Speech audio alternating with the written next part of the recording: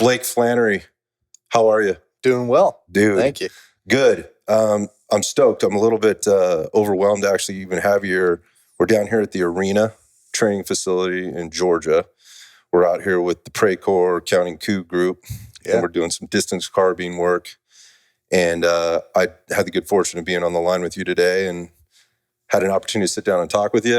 I'm stoked to do it. Thanks for taking time away. It's been a long, hot day. Yeah. No, I'm happy to be here. This is a great opportunity. Yeah, it definitely got hotter today than I was expecting. Yeah, I mean, there's overhang out there, so we weren't getting beat down by the sun. But still did not deter the bugs somehow. Yeah, there was the battle. There was the battle of the bugs today for sure. I don't know how many doses of bug spray you put on, but I think we were even fighting off ants at one point with the off or whatever. They've got bugs in Georgia, for those of you that don't know, and then the humidity here is real, a little different than California. Yeah, coming from North Carolina, the humidity isn't really hitting too bad, but I was not expecting. My truck said it was 99 degrees when I got in and we were done. Is that right? That's what the truck said. I don't know how accurate that is. I'm so glad I didn't look, because I nearly had a nervous breakdown at the end, swatting the flies and my clothes sticking to me. But nonetheless, it's been an awesome day one out here. There's so much knowledge sort of being exchanged, and how that kind of relates to our conversation is I look out there and I'm a consumer of a lot of what you see on Instagram and YouTube and all that stuff out there. And you come across people that are doing kind of, one thing really well. Like this is kind of what they do. It's pistol, or it's, it's competition shooting, or we're shooting for speed and whatever else. One of the things that I find really interesting about you and what you're doing with Maneuver Training Solutions is that you do a lot of different things, and you're bringing a lot of good content to the table across a lot of different, I would say, sort of silos of the things that you may or may not see out on the range. And I don't know who your audience is, but I'd like to talk to you about that, and who do you think your audience is? Like, who's listening to you? Because, man, you cover a lot of stuff, everything from gear to shooting to fitness. I mean, you were even in here hitting the iron in the mini gym next door, earlier today. And so there's just a lot of stuff. And I just want to sort of put this out there. The thing that I really enjoy the most about it is how, number one, calm, cool, collected you are in your delivery. It's very refreshing, right? It's not a lot of showmanship, and I don't know if that's an insult or not, but it's like, here's what we're talking about today, and here's why we're talking about it. And the other thing that I get from it is, it's never just one talk on that thing. There's kind of there's a build up to it. It's like, we're going to talk about this today, and here's how it relates to the next thing, which is the thing that always gets me coming back to your page. Like, okay, where's the part 2 to this? Or how does, if I see a part 2 or a part 3 or a part 4 of something, I'm like, well, now I got to go back and watch the other things, because there's so much there. So anyhow, there's a lot. I just said a lot of things right there, but I think the thing that I'd like to know is, like, who's your audience? Like, who are you really going after? What's the goal here? So the primary target audience are young service members. That's really what started the whole thing with Instagram. Initially, I created an account just to monitor my teenage son, to make sure he wasn't putting out anything wild. And then I was doing some training, and actually it was just a story, we were telling out in the main room about how I got rid of dump pouches. That particular individual was retired himself, and he was making a DVD, and his publicist was like, well, no one knows who you are. And he's like, well, I'm special forces, all this. And the that. Resume. Yeah, but and she was like, yeah, but no one knows who you are. Like, why should anyone buy your DVD? So he had started an Instagram account, and he kept apologizing to us because he's like taking pictures, and he felt silly doing it because he for so long lived in the shadows. I know the feeling. And like every time I would start a range, I would tell guys like, look, take pictures, like you're going to want to memorize this stuff later, but do not put it on the internet. Don't put it on Instagram. Like, it's just for you. That's a common tale. And then, but like trying to, learn from the mistakes of others in a sense. I was like, well, I'm going to be retiring soon. Social media is a tool that is leveraged for marketing by companies. So I should start doing something with it. And at first, my page was still private and posts were very blasé, and they're still there. All those original posts are still on the page if you scroll all the way down. And then occasionally things had like an educational vein to them.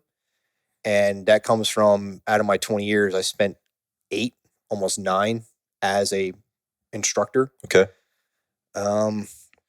So I just started kind of going more and more like the informational route, like providing information. And because of my time as an instructor and just my overall experience, I realized that dealing in absolutes, you lose your audience, right? But if you deal in like suggestions backed by experience and data, that it's more well received.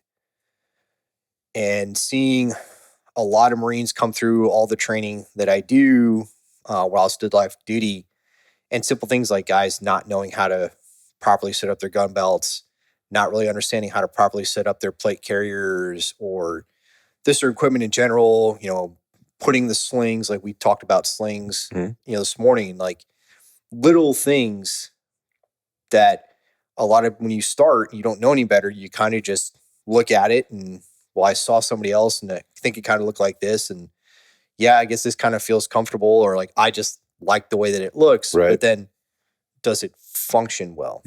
And so a lot of guys making mistakes like that. So I decided I would just really go at it. And there were a couple of pages that were fairly popular on Instagram at the time. And they just started messaging me like, you should go public, you should go public, you should go public. And I was like, I'm still active duty. Like, I'm not sure how this works, if I should go public. And we were actually doing visit board search and seizure training. And so What's that? So that is part of the realm of maritime interdiction. And so you have a target vessel at sea that, for whatever reason, they need to be boarded, and training the reconnaissance Marines, the maritime raid force for the Marine Expedition Units. That was part of their mission central task list, was conduct visit board search and seizure, or VBSS. Okay. So I'm out there as an instructor and I'm on the target vessel and we're kind of in between runs, and these 2 pages just kept hitting me back and forth about it. And I was like, what happens if I just hit public?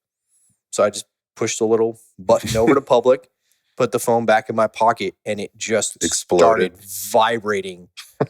Like I thought it was going to come out of my pocket. And I went from 200 some odd followers to like 800 something by the end of the day. And I was like, oh, okay, I guess that's what happens when you put your page to public. Like lots of people just start coming in.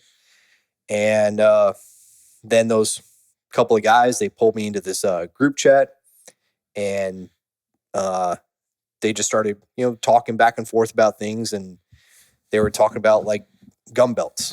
Okay. And that was the topic of the day. How they were just kind of talking, like somebody brought it up and they were just kind of talking about it. And I was like, well, this is how I set mine up and this and that. And they're like, well, you should do a post on it.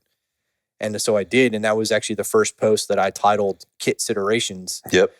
Because that was the term that we used for a class when we would teach the recondos when they'd show up, like, hey, Kit Considerations class.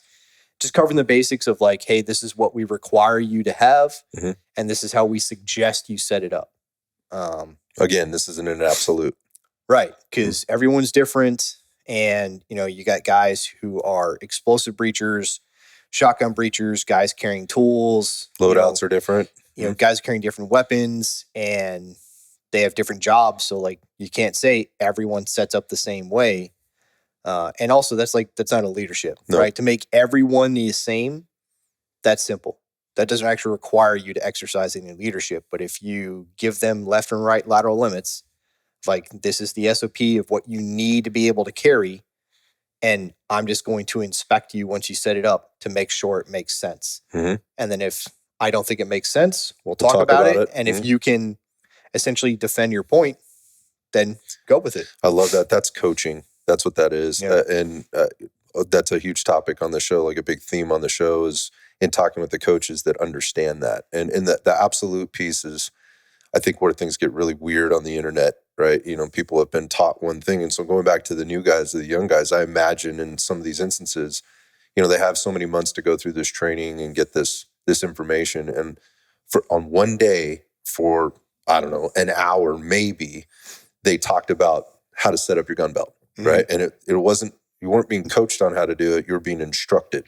Like, this is where this goes. This is how this goes. And if you don't know any better, you just do what you're told because that's the name of the game anyway. Yeah. And then you move on.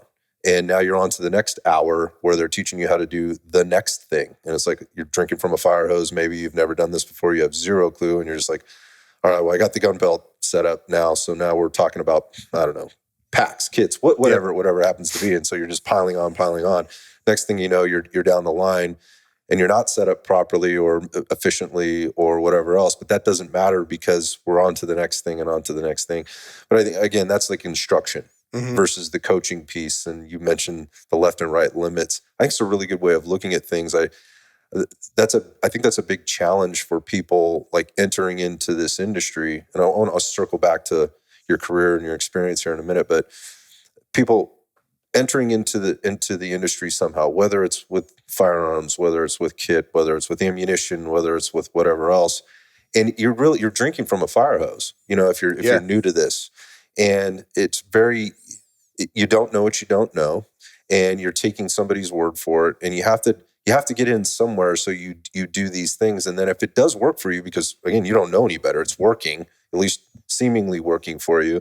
You can get very, very far down the line, and then somebody maybe hits you in the side of the head with something that sounds or feels completely wrong, right? It's another absolute.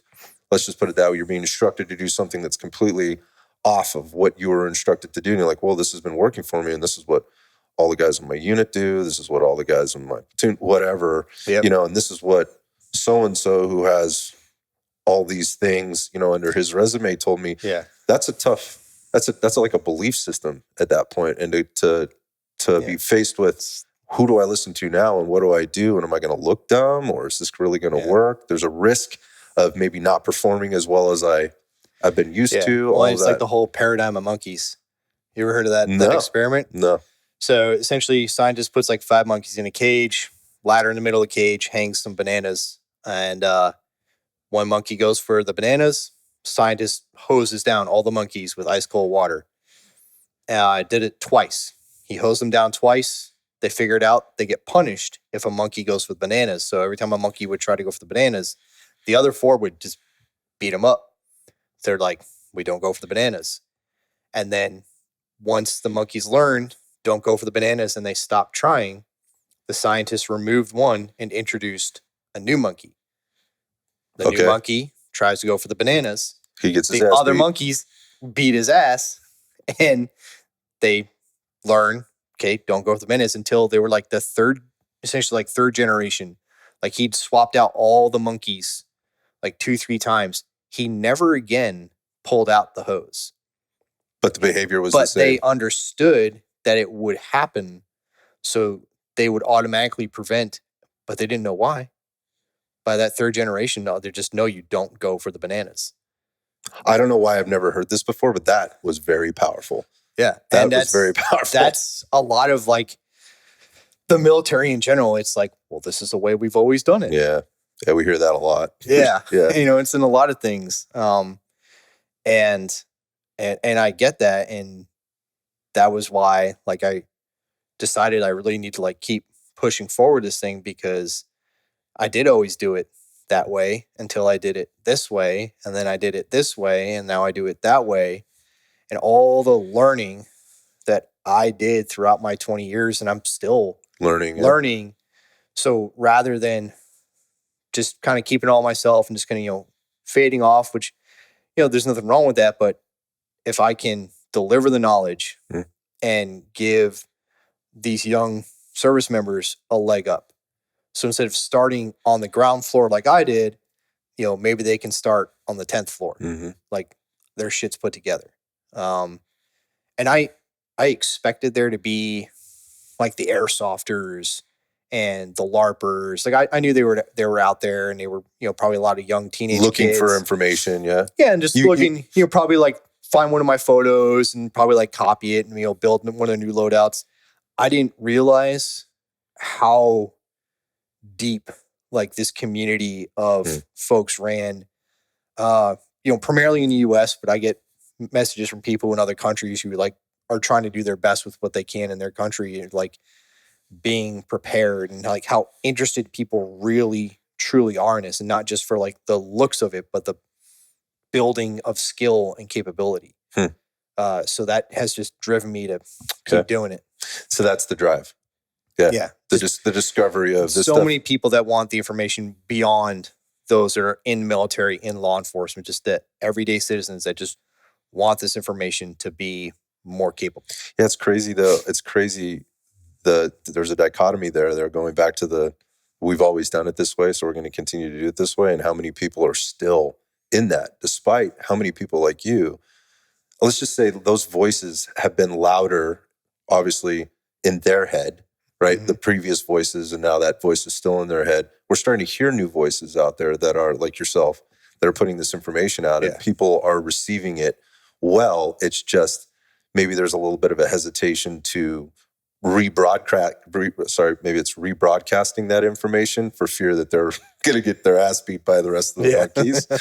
And obviously not being in the service anymore gives you flexibility to kind of say and do what you want without, you know, having those monkeys attack. Yeah. When I was officially retired, I went into my bio and I took out the little blurb that we're required to put in of like, these thoughts and opinions are my own and not reflective of the U.S. government or DOD. Yeah. I was like, gone. Swipe that. Like, it doesn't matter. I can say whatever I want now. Yeah. Like, this is great. That's America. Yeah. So let's talk about it. Let's circle back to that. Go back to the bio a little bit. I mean, what's interesting is I think what I just heard you say about who your audience is and who you're really trying to connect with, it makes sense then that I see and I hear you talking about things that you've done, right?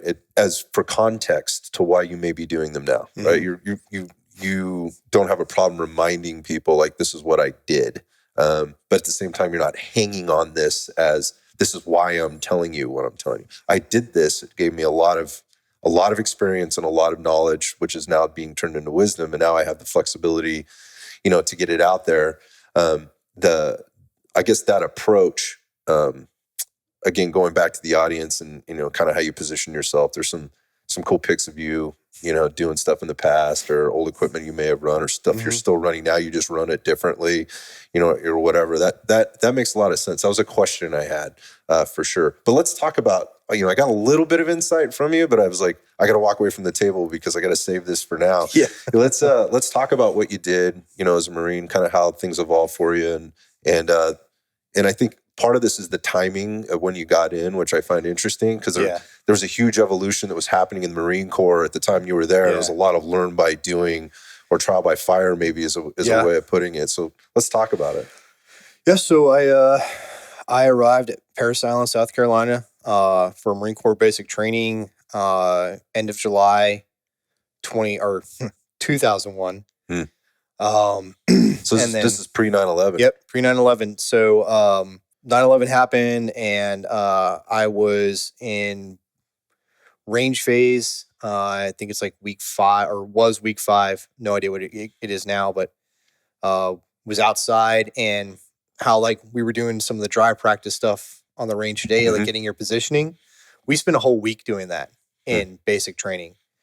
And so we're outside, and we've got this 55-gallon drum that's painted white and this little black target system. Like, you know, they're like 300 yards, and you're just snapping, going through prone, sitting, kneeling, just snapping in, doing your dry practice on this thing. And like the whole mood of the drill instructors changed, and like they weren't even talking to us. And I just was like, man, someone messed up big. Like, for them to not be the monkeys are going to be given a beat down. It's somebody, like, this is going to be bad. And then, you know, we walked into the, we call it the ISMIT. I have no idea what that acronym actually stands for. You guys use a lot of acronyms. I can't keep up. Oh, we don't even know them all. ISMT. And just a little virtual trainer. You had an M16 that at the time it was hooked up to a hose. Now they're like fully wireless, but it would give you like a little bit of recoil feedback. It would make a little noise, and then it was like a way of shooting without shooting. Okay.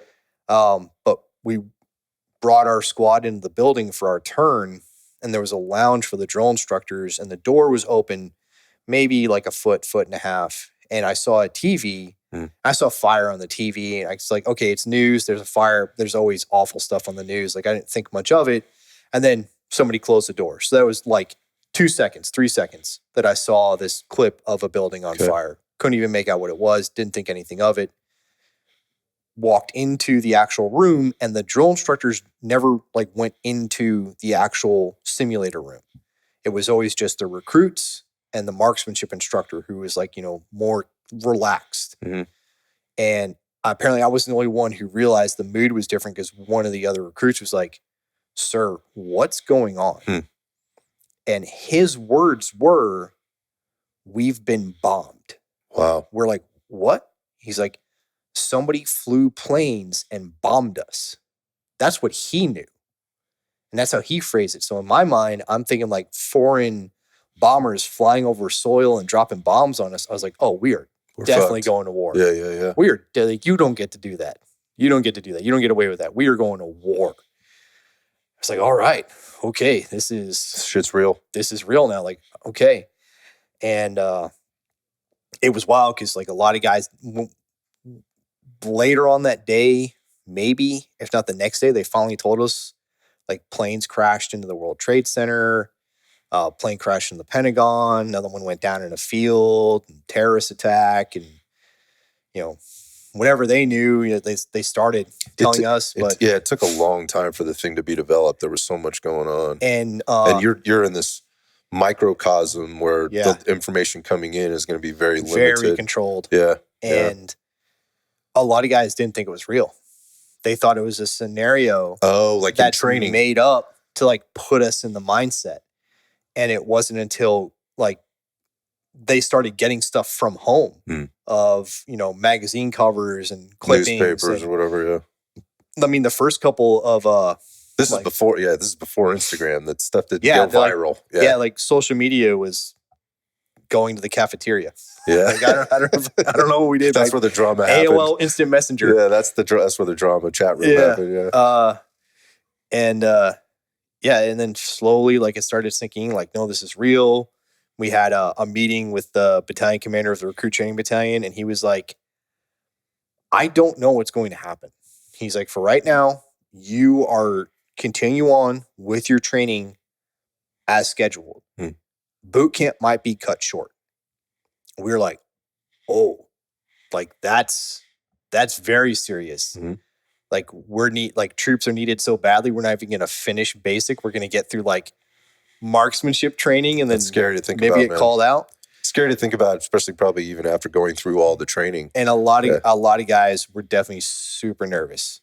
Every night, you had like senior drill instructor time, and they'd be standing up like, "Sir, this recruit is a such and such MOS contract.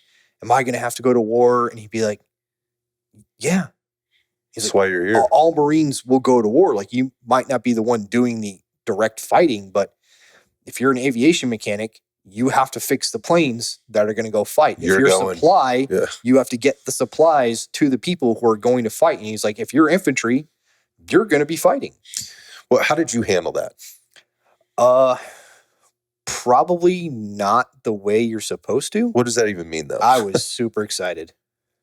And I don't think you're supposed to be. But yeah, I was excited that I was going to actually get to go and fight the bad guys of the world and reduce the population of evil. It's kind of the way I thought of it, right? Like, we're just going to go fight bad guys. We're going to kill them. They bombed our country, or in this case, they flew airplanes. Right. Like, we're just going to go smash terrorists. I'm like, this will be great. Seems like a good cause to me, right? Yeah, I mean, it seemed like a great reason to go eradicate, terrorists, and being 17 and not understanding, that it's the full scope of that. Yeah, it's like it's an ideal. It's not a thing you can just go do. And I mean, nothing more eventful happened. You know, boot camp after that, we finished. You finished it out normal. Yeah, finished our normal training. To your knowledge, anyway, right? Yeah. And it was all. We just finished it up, and you know, for the Marine Corps, you finish boot camp. They give you some leave afterwards, and then after that leave, you report into the School of Infantry, regardless of whether you are infantry or you're a non-infantry MOS. You go to the School of Infantry, and then you either go through Infantry Training Battalion or Marine Combat Training Battalion. Mm-hmm. I was infantry, so I went through Infantry Training Battalion. And towards the end of it, so now this is getting December of 2001, and we were getting ready to get leave again for the holidays, and then we would come back, finish up. We had like one more week after New Year's, and I got pulled aside with 4 other guys, and I'm like, oh, what did I do? How did I get in trouble? And I'm like, I'm standing there in this line with these other 4 guys, and I'm just racking my brain, like, what did I do wrong? Had you been in trouble before? Like, did you have a rough time? you get yelled at like all the time. It seems like it's probably part of the process. Yeah, right? it's like you get yelled at all the time, and I'm just like racking my brain. I guess I have a guilty conscience. Yeah. Like, what did I do? What am I going to get caught for? Like, what am I being blamed for? Who am I being mistaken for? Yeah. And what it was is one of the staff sergeants came over. He's like, hey, just want to let you guys know you all have orders to 1st Battalion, 5th Marines on the West Coast.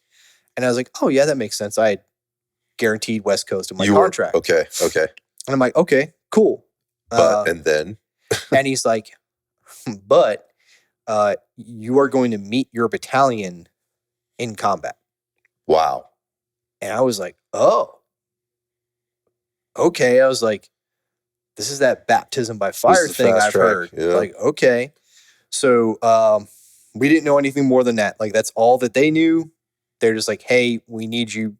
You need to know this so you can prepare yourselves, talk with your families, because you're going to leave here, fly to Camp Pendleton, and then you'll get your gear in Camp Pendleton, and they're going to fly you. Pack your shit. You know, to Afghanistan. Mm-hmm. It's like, okay. What it was 1st Battalion, 5th Marines was given a mission to seize an airfield in Tajikistan, which is just north of Afghanistan. And then from there, sorties would be flown into Afghanistan and then potentially follow-on missions for the battalion. It ended up being canceled. Okay. So they missed. When you were there? When you were already there before you left? No, so it got canceled, I think like right before Christmas. Okay. So the battalion had not been given leave. They'd been basically on lockdown since 9/11. And then this mission came down the pipeline. So they were doing all this training and last minute workup specific to the mission. And then it got canceled. So the battalion was given a month of leave. Wow. So when I checked in, like January 14th, roughly, it was a ghost town. The only people that were there were all the Marines who had gotten into trouble and were on restriction. Weird. So, wow. So that's got to be total culture shock walking into something like that, coming from something that's very controlled. You know where you need to be every day, every time, and all that, to walking into this. Yeah. Now for 17 years old, that could also mean trouble. It could. And because now it's like you are expected to be an adult and you're given a task with a condition and a standard, and you're meant to go do it. So it was different. I got in trouble in like my first week. Not really my fault, but one of the other guys that had to come out with me from the East Coast was actually married. And so he's like, hey man, you want to like go to dinner instead of just sit in the barracks? I was like, yeah, sure. Like, it's better than just sit in the barracks by myself and waiting on one of the Marines on restriction to come and harass me. So we went out to town and we had dinner with the 2 of us and his wife. And they're like, they were staying in one of the on-base lodgings at the time, trying to get a house and get housing allowance. And they're like, oh, we don't feel like driving all the way back to the camp. Do you mind just crashing in the hotel with us? So I was like, that's fine, as long as we're at work on time tomorrow. Like, I'm fine with that. So went back to the hotel room when we crashed. And then the next morning, like they were not getting along. So like they're fighting with each other. And then, she has her timeline to get herself to work because she was also a Marine. Okay. And then he's like trying to argue to get us out there. And I was like, look at my watch. I'm like, dude, we're already late. Like we're already supposed to have checked in and we're both in civilian attire. We still need to get up to the camp, changing a uniform. Suit up, And then yeah. I'm like, dude, we're so screwed. I'm like, I'm going to get NJP'd my first week in the fleet. We didn't, got yelled at. And then I was just completely truthful about the whole thing. And so after we got yelled at as a pair, he sent the other guy away. And the gunnery sergeant was like, look, you seem like a really smart individual and you seem motivated. You might not want to keep hanging out with that guy and people like him because you're going to find out that there are a lot of Marines that just aren't going to do the thing, together, right? Yeah. They're not going to get their stuff together. And if you continue to associate with them, he's like, look, you didn't actually do anything wrong, but you got in trouble because you're associated with them, right? Like he got you in trouble. You actually did nothing wrong. You tried to do the right thing. Yeah. And I was like, oh, okay. I was slightly conflicted, but like I did agree with him. And I was actually like really relieved that he was just willing to speak to me as a man, being a human, yeah. Not just belittle me and yell at me because that was basically the experience up to that point. It's like drill instructors yell at you, your SOI instructors yell at you and belittle you. And like now he's actually trying to give me sage advice. So I was like, okay, and then the battalion came back and I was again fortunate because everyone came off a leave and they're like, who are you? Right. I'm like, oh yeah, I checked in a couple weeks ago. I've just been waiting for you guys. Yeah, they're like, oh, okay. And then we get a brand new drop of, Marines, what we call a boot drop. So in class graduates from infantry training battalion and, they send a busload or two of guys. So all the seniors focused on these truly fresh boots. You got a little bit of a break. Yeah, then. And they're like, oh, you've been here for a couple weeks. You're a vet now. Yeah, you're one of us now, in a way. That's cool. Yeah. I mean, that life lessons, you got to learn them fast, right? I mean, it's, I think the intriguing part about this is we were talking about instructors versus coaches and what's happening maybe in boot camp versus and all the things that you're trying to help people be better at. I guess, again, you're being told how to do it. You're being belittled, along the way. And now you're moving into, you're playing with the big boys, so to speak. And these guys are being human to you. And so there's a little bit of a, probably I said culture shock when you get there, but a recognition of, all right, it's not all that. Mm-hmm. When does it occur to you, or I guess the next part is like, so when is there an immediate deployment after that? The thing got canceled. So did you guys get another assignment and have to go? So they, we basically, you get that boot drop and that's like the building phase for the unit. Okay. And so what 5th Marines typically did back then, the 5th Marine Regiment was deploy on the 31st Marine Expeditionary Unit, which was out of Okinawa, Japan. Okay. So this unit deployment program, you would fly to Okinawa, Japan. You would get new gear there and then you would load up on the ships and you would, float around the Pacific, back and forth from Okinawa, and you go to Philippines and Guam and Thailand. And that's what we were preparing for. So it's pretty normal then. I mean, considering all the world events that were happening.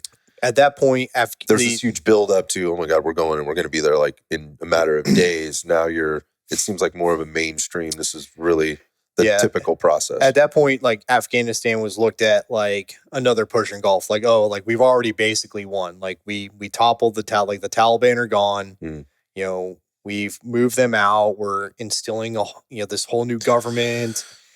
And you basically just had special operations over there, doing small missions and just trying to kind of keep order and turn things over, back to this new Afghanistan government. So we were like, oh well, that's over. Like we missed it. That kind of sucks, but who knows what's going to happen. So we just went about our training and there was there was more of an element of seriousness to it because 9/11 did happen. There was a conflict. And there had been a conflict. And so Marines had deployed to that conflict. So it's like, okay, like this is a thing. Like it could change. You could be that guy. And we could get called in and, the world can change drastically. So we should be actually preparing ourselves for combat. We should take this seriously. And we did to the best of our knowledge. Right. For me, like, I really didn't obviously know anything because I'm brand new, but I understood equipment. I grew up hunting, and so I was always looking, for the best gear that I could wear while I was hunting. And so I was like, well, it's important that I have like the best equipment I possibly can. And so right off the bat, I was going out and trying to look for better equipment. Like on your own dime. Mm-hmm. Okay, got it. So where did it? Things were different then. now, just jump online and you can order it from Amazon. Yeah, so easy now. So what did that look like? What was that journey like? So the and how open was the Marine Corps to you having this stuff? So it's interesting because they were actually pretty open to it. The first things that I really did was I had a bunch of old Alice gear pouches, like the Vietnam era issue, because I used to use those when I was hunting. Mm-hmm. And so like I had some of those and I put them on my gear because I had like, allowed me to store like different items on my equipment. And then I went out into town and there was an Army Navy surplus store and they had this thing called a 3-point sling. I was like, what's that? And they had it rigged up to a rubber rifle and they showed it to me. And I'm like, wow, that's way better than literally it's called a parade sling, was the sling that we had on our rifles at the time. I'm like, oh, this is way better. Like, yeah, buying it. 3-point sling. And, went back to that store the next weekend and they had this leg panel that would hold 4 magazines. Okay. And it had 2 smaller pouches for like pistol mags. Like, well, I don't have pistol mags, so I could put knives in there. So I had like a multi-tool. I probably had 2 multi-tools. I had a lot of knives.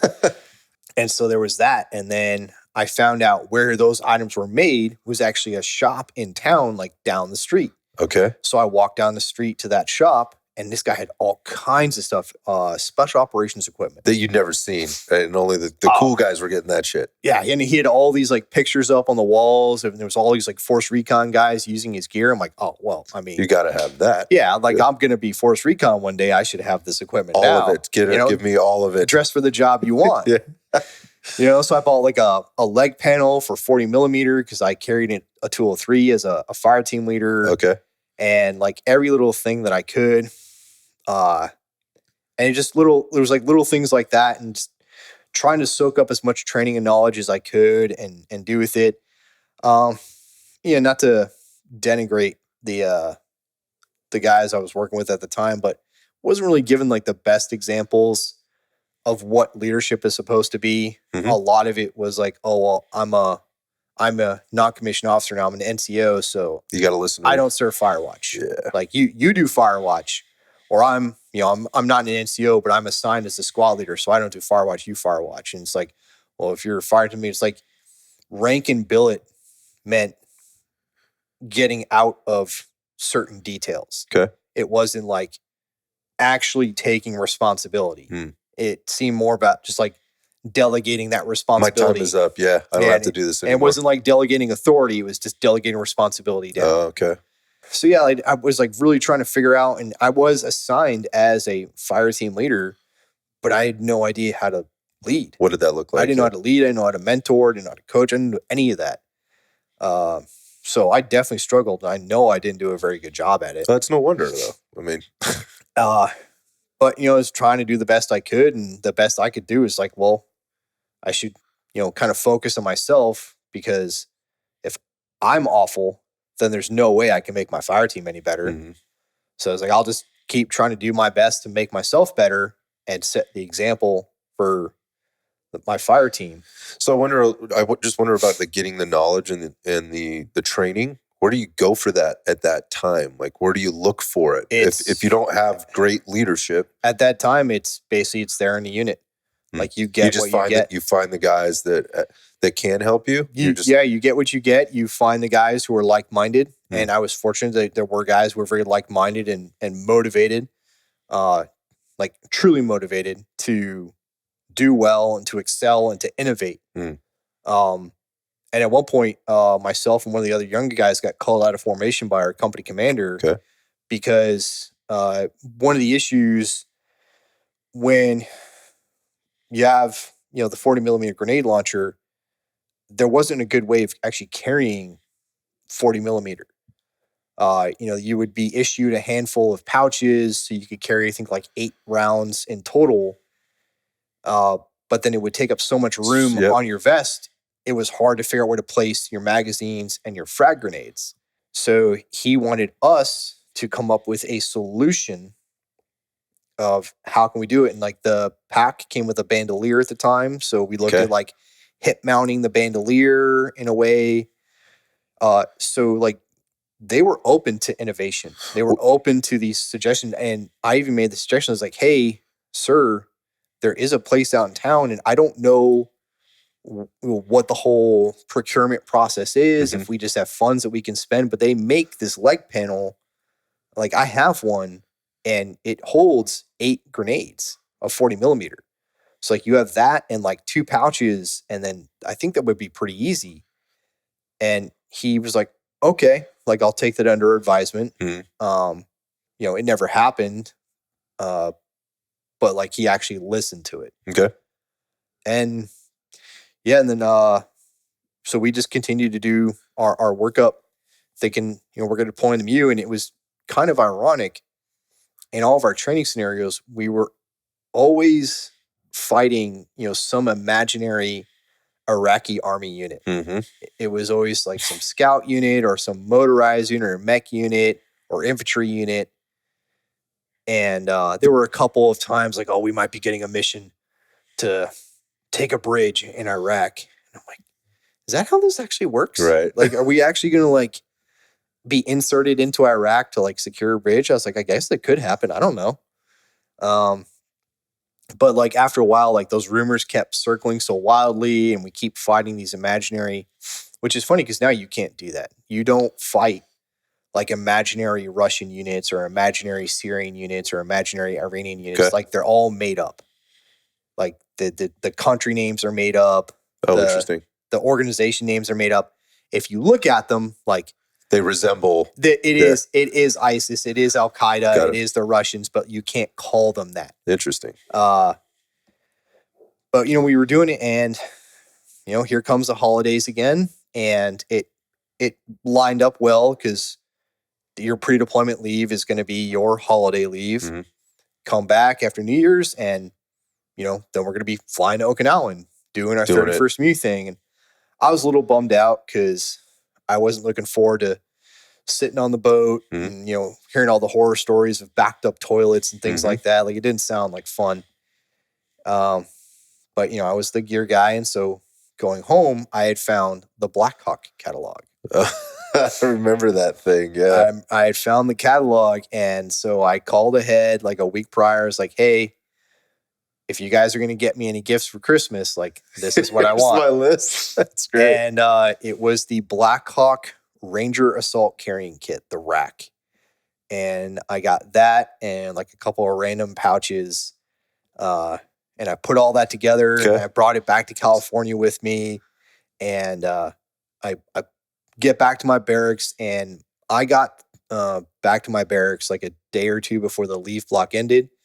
Because like you need a vacation after your vacation. And I got back in my barracks room and I pulled it out of my suitcase, and I went over to one of my guys was not able to go on leave because he had been in trouble. So I knocked on his door, see what he was doing. I wanted to show him like this cool new thing I got. And he was like, that's pretty cool. He's like, but we're going to go get our gear back. I'm like, why would we get our gear back? We spent all that time like cleaning it and turning it in. We're supposed to fly to Okinawa and get our gear over there. He's like, no, we're getting our gear back because we're going to go to Kuwait. I'm like, why are we going to Kuwait? He's like, we're supposed to invade Iraq. I'm like, shut up, dude. Like, that's not happening. But we have a thing in the Marine Corps called the Lance Corporal Underground. And it's essentially like somehow the non-rates, the E3 little Lance Corporal seem to always know what's going on. Okay. And I was like, man, that's Lance Corporal It's a Underground rumor. nonsense. Yeah, This is it's total rumor. rumor. It's And QAnon. I don't know how he found out, but he was right. 2 days later, everyone comes back off leave. Company commander, brings us into one of the classrooms in the battalion. And he's like, You're going. we're going to go get our gear back. We've got a few weeks to get our affairs in order and hit a few more training wickets. And then we're flying to Kuwait.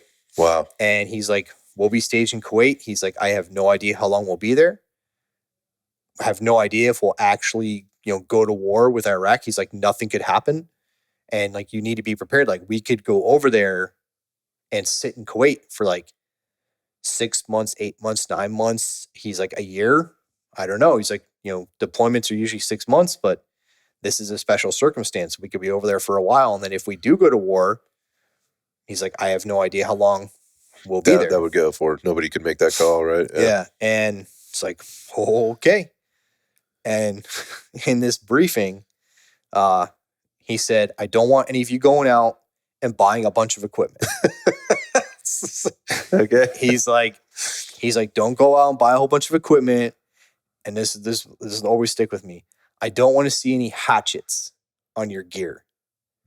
This is very specific. Yeah. What's that about? Like, no, Somebody had to have showed up with one somewhere. I mean, no one that I was aware of in the company had done that yet. Okay. And I'm the guy who has knives everywhere. And I was like, wow, that's really specific. And I was like, I wonder where it is. And I'm sitting there thinking like, well, I already have all this gear. So I'm technically not violating the order because I already had it. I love the way the brain is going here. And so we started doing our training and I put it on. And at first, the guys were like, oh, what are you doing with that? And I'm like, oh, I got it for Christmas. Yeah. They're like, oh, you're such a gear queer. Yeah. And I'm like, yeah. And we were training, and my lieutenant, of all people, he's like, Corporal Flannery, come over and report to the CO. And I stand in front of the CO, and he's like, Corporal Flannery, didn't I tell you not to go out? I was like, you did, sir. However, I had this before you said that. He's like, what? I'm like, this was what I got for Christmas. How did that go down? And he was like, you would get that for Christmas. Yeah, that's awesome. And then he was like, I was like, so sir, I did have it beforehand, so I'm actually not in violation of your order. And everything here is in keeping with the dinner. Is basically anything we got, it had to be like OD Green or M81 Woodland. Because that's what all of our gear was. It was either OD Green or M81. And everything on me was. And it really did almost look like I was wearing the same thing as everybody else, if less like you actually looked at it, you're like, oh wow, that's different. And he was like, it actually looks really good. Very well. Wow. Another win. Yeah. Another easy. win. And the only thing was that when we got to Kuwait, they were like, you have to wear the same configuration. Fighting load carrier, the flick. You have to wear the same thing as everybody else. So I had my issued fighting load carrier. It had 3 rifle mag pouches and 2 frag pouches. And then I just had a belt that had my 40 mic hanger on it. And so I had to wear that while we were in like the rear area of Kuwait. But periodically we would gather up and we would push forward to the assembly area, which is a tactical control measure. And like from the assembly area, it's where you do a lot of final rehearsals and planning. And then you would cross the line of departure, which essentially for us is the border between Kuwait and Iraq. Okay. And so whenever we were pushed there, I would wear my stuff. You got your stuff back on. I wear my stuff because every time we pushed forward, it was like, you need to be prepared to not come back to the main camp. Gotcha. So like all of our stuff would be... You're hitting like a restart. Yeah, it would be like locked away. And so if we had to, we'd be doing training. And then if we had to launch, to deploy, we could launch. Yeah. And then, it was back and forth.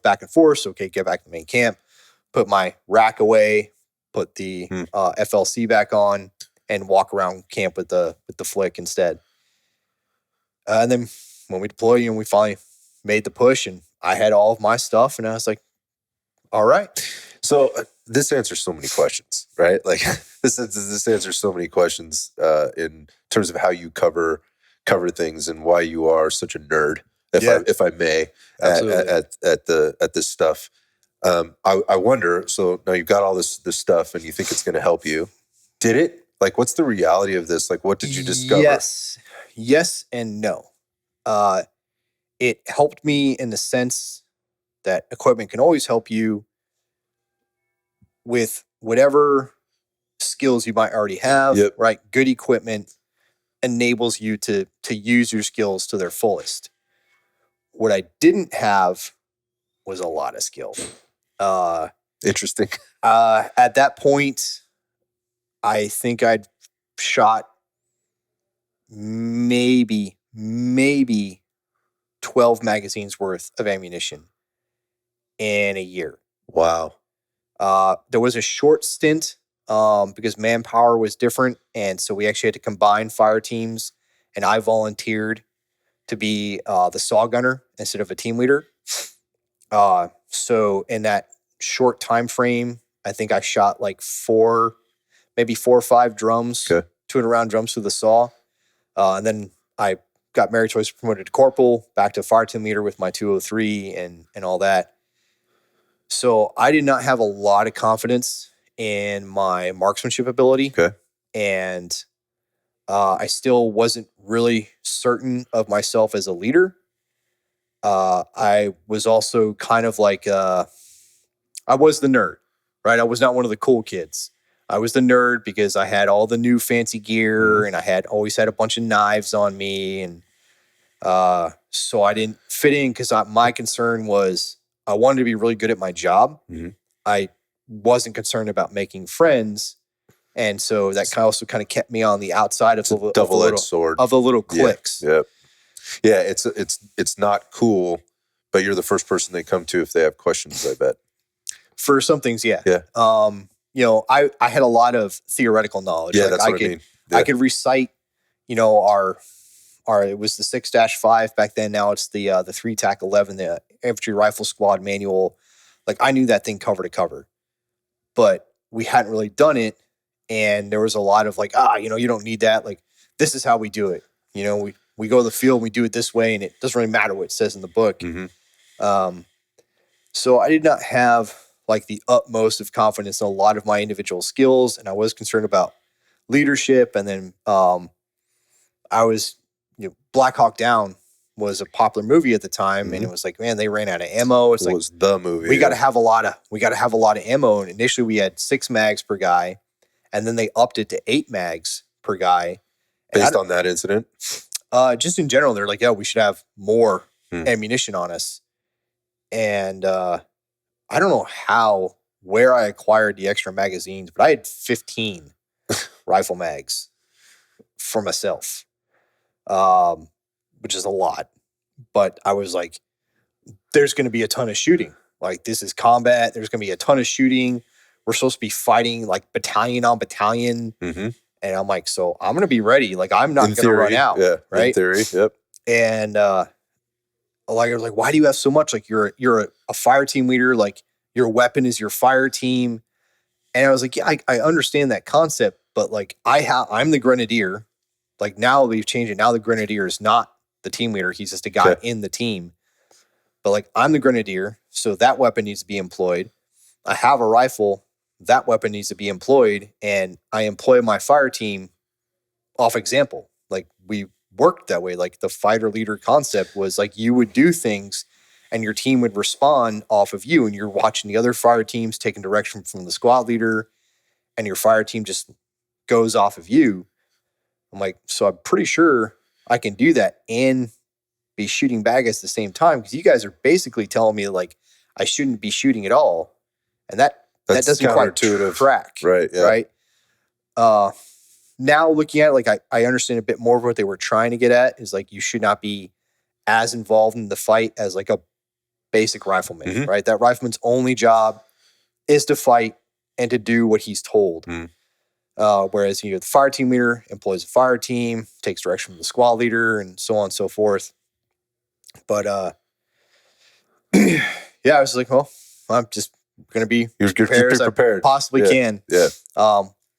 Definitely over prepared, which is another reason that I'm really big now on being slim and with kit setups and being scalable, because maybe you are going to go somewhere you need 10 plus mags. So be able to scale up that, but you're not always going to need that. It's really the exception more than the rule. So be able to scale back down and have it not disrupt your equipment setup. Again, I think this adds a lot of context to, what the things I hear you talking about and how you do it and how you set things up. Again, I was going back to we're going to talk about this today, and you get to the next thing and this is how this leads into it. Here's an exception, or here's that you're working on the left and right side. There's the things we can do.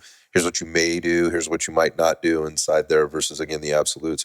But my point being, this adds a lot of, or it answers a lot of things for me, and probably a lot of other people too. And just kind of hearing you go through your journey there, I'm over prepared, and I think that's how a lot of people enter into this.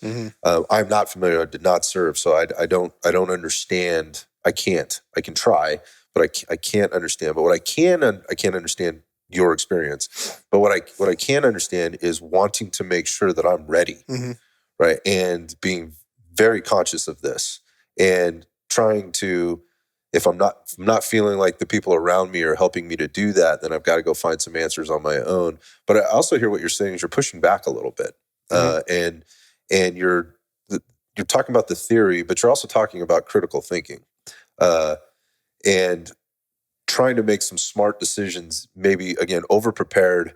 Is that even a thing? Right. I mean, it's a thing if you're carrying more than you can handle, and it makes you ineffective, right? And then it takes away from any skill that you do have. I guess that would be the limit. Yeah. Right. That would probably be the limit. But you haven't been there yet, so you don't know. So again, I think a lot of people entering into this, maybe even entering into this space, whether it's home protection or vehicle protection or whatever, it's being in law enforcement, and you're coming into it for the first time.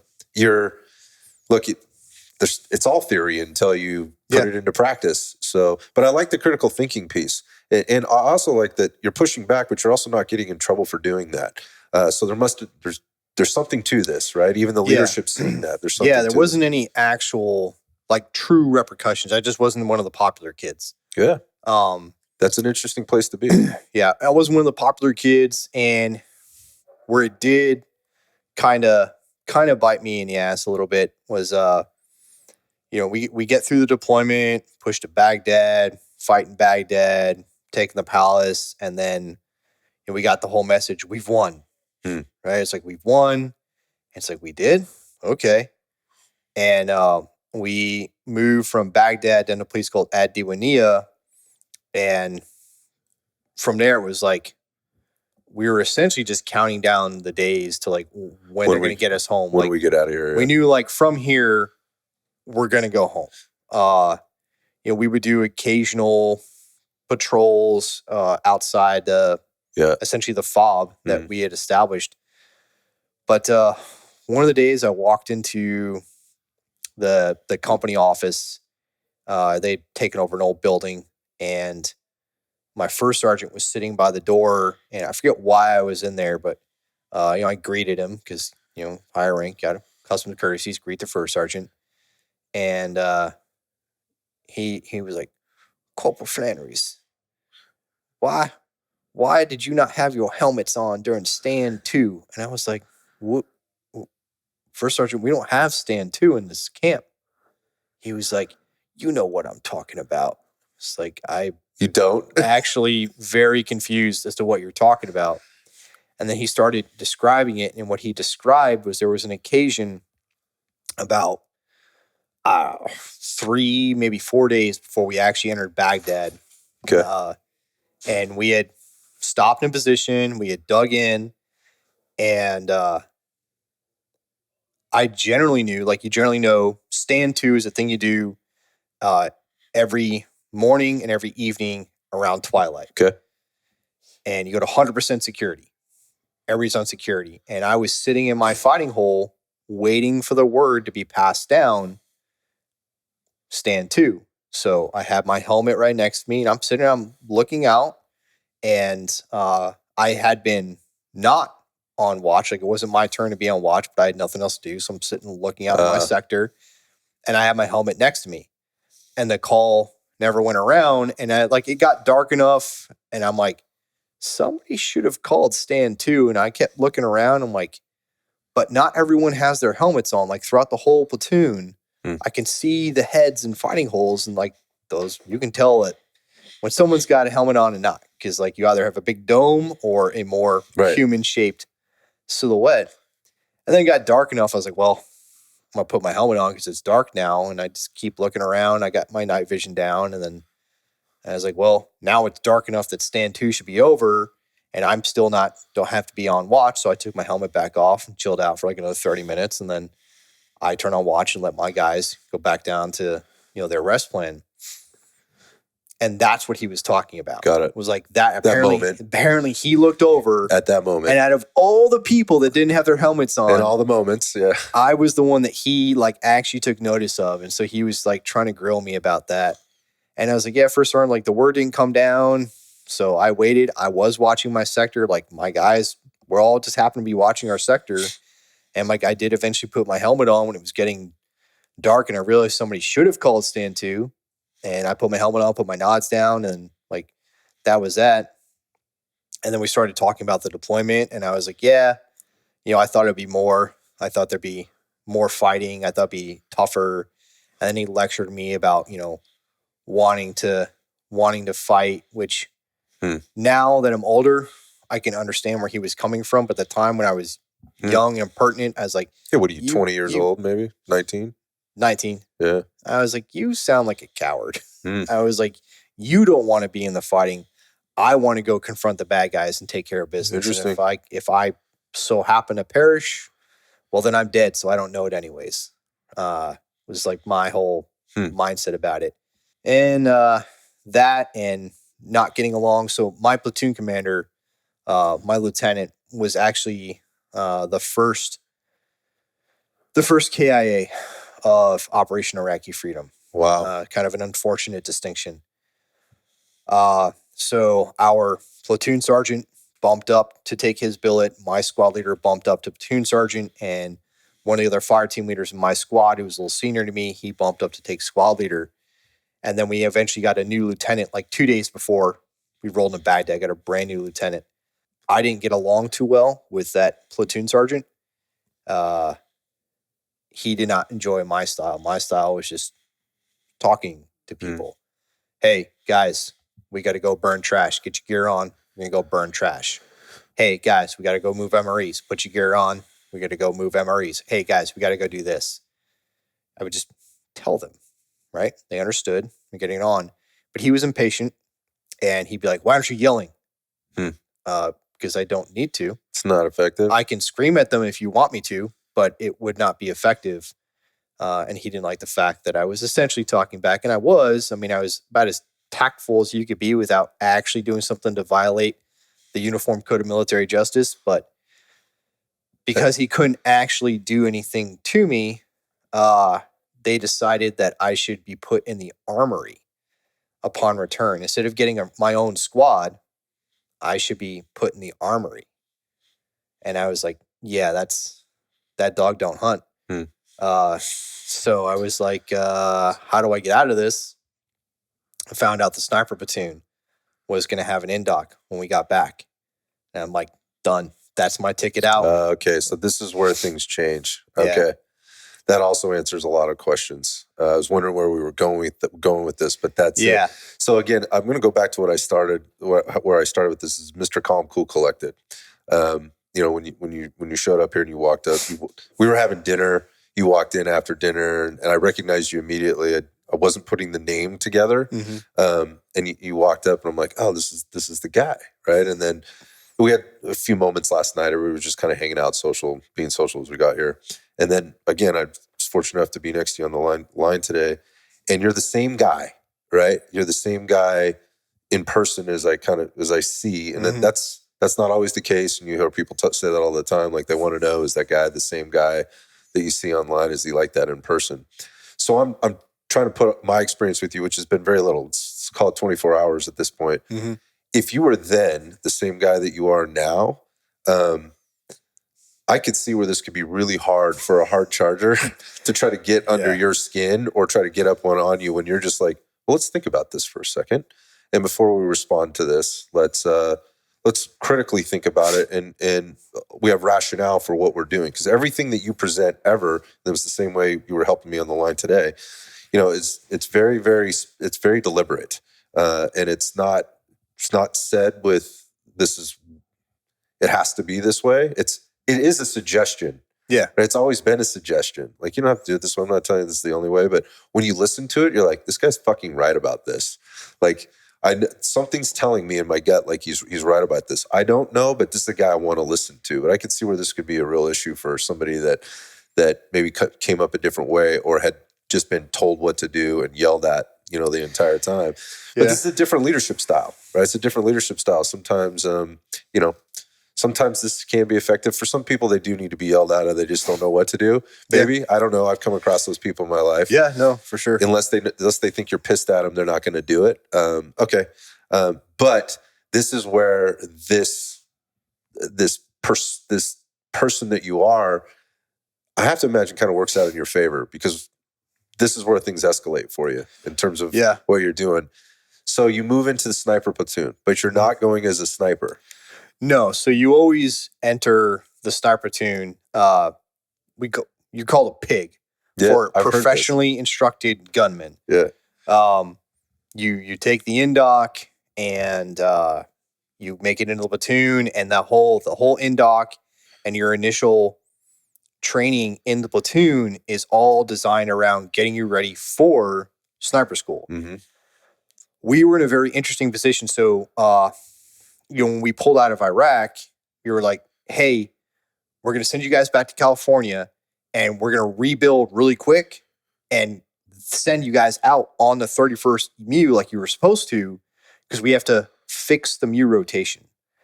Because it had been thrown out of cycle. Because a lot of the rotations didn't happen. Like, all battalions deployed to Kuwait. 2nd Battalion, 4th Marines, who was on the 31st MEU ahead of us that we were supposed to relieve, remained. They did like 18 months. Oh, Jesus, in that Okinawa. Sounds miserable. Yeah, I think they left like 4 or 5 guys in prison. Yeah, I can't. Japan. What's there to do there but get into trouble? Well, especially, and that's a problem with, like, without going too much of a tangent, units tend to get like more locked down to try and keep them from doing dumb things. It just makes it worse. Yeah, it's like you grab a handful of sand, the tighter you squeeze, the more sand falls out of your hand. That's a good analogy, yeah. And it's like, the more you try to box Marines in, the more we would just want to do all the things you tell us not to do. We're like toddlers that way. I've heard it. Yeah, toddlers that lift. So a lot and drink. Yeah. So it's never good to, Sounds like a recipe for disaster. Yeah. So you got to get cycled back that direction. Yeah. So it's like, hey, like, we're going to turn around really quick, and we're going to do this thing. And I tried everything I could. Like, they were being very tentative about allowing us to leave for the sniper indoc, because they wanted us to remain. And, like, my other 2 buddies I was roommates with, our company commander essentially said that we're not allowed to. He's like, Flannery, Kowalski, Morgan, they're not allowed to go, because those 2 are being squad leaders. Flannery has to go to the armory to replace, because the NCO that's in the armory, he's getting out of the Marine Corps, so we need somebody there. And we were like, oh, crap. So I was like, well, I don't want to do the armory thing. And now that we're back in California, no one has told me specifically, like, it was a suggestion in Iraq, and no one brought it up in Kuwait. No one's brought it up again now that we're back in California. And I have not been specifically directed. I have not been given a date and time. You have no orders. You're just floating? So, what I did was just basically bulldog my way into position as a squad leader. And there was another guy, and he was like, I think I'm supposed to be squad leader. I was like, yeah, but you're a lance corporal. I'm a corporal. So I'm not going anywhere. So I'm taking the squad. If they move me, then you'll have the squad. But I got the squad. Smart. And, I'm a roommate with the other 2 guys who are like 100% assigned to squad leaders. And our platoon sergeant would like hang out in our room, and he would treat me as a squad leader. So I was like, I got this. Mm-hmm. But after like a week, I get called out by the first sergeant. He's like, why haven't you been in the armory? I'm like, well, first sergeant, no one gave me specific task. And he's like, I love this. you were told in Iraq. I'm like, first sergeant, it was the suggestion. Yes. No We're one right said, back to this no again. one said for sure, like on this date, at this time. I haven't been talked about it since that day. It was spoken of in Iraq. I did not know that it was a for sure thing. And, and then he's like, Corporal Flannery. And I was like, Roger that. He's like, Roger, we're not on the radio. And I'm like, okay, this is going nowhere. Yeah. This is going nowhere. But, Fast, yeah. I'm mildly entertained that I aggravated him by using, radio etiquette in person. So I did end up getting stuck in the armory for like a week. And one of the days, guys are cleaning weapons, and my buddy comes up and he's like, hey, I went and talked to the platoon sergeant for the sniper platoon. I told him what our predicament is. And so the first sergeant was leaving the battalion, and our company commander was moving to a different company. Oh, the moon, sun, and stars are lining up. So when they move, that standing order no longer is there. So they're going to hold another indoc. Wow. So company commander moves to a different company. He took, we were Alpha Company. He moved over to weapons. Okay. The first sergeant left the battalion. And I was like, all right, I'm taking the indoc. And the guy who was leaving the army, he's like, I don't care. I'm getting out of the Marine Corps. He's like, I don't give a crap if there's somebody to replace you. Like, they'll figure it out. Yep. He's like, either, you'll get screwed and not be allowed to be in the sniper platoon, or they'll put somebody else in here. Yep. And he's like, there's plenty of dirt bags that can Right. do this job. Right. So I was like, cool. So I went and I took the indoc with my buddies, and I got, made it into the platoon. And what made it so sweet. So normally at that time, the sniper platoon fell under the headquarters and support company. Okay. But it was decided that we should be moved to weapons company, because essentially we are like a weapons asset. And I think now most, if not all, the sniper platoons fall under weapons. That was where my old company commander had moved to. He took over weapons company because that is the senior company position in the battalion. So we go over to check in and get room keys for weapons company. And he walks out and he sees, the sniper platoon. We're all sitting on the steps outside, and he sees myself, my buddies Kowalski and Morgan. And he was like, Morgan, Kowalski, and fucking Flannery. He was like, what are you doing here? He's like, oh, we're in the sniper platoon now, sir. And he shook his head. He's like, you mother. And he's like, he couldn't do anything about it. And honestly, for him, he was like kind of happy at this point, because now he knew we were squared away. Yep. And now we're in this platoon that he's in charge of. Yeah.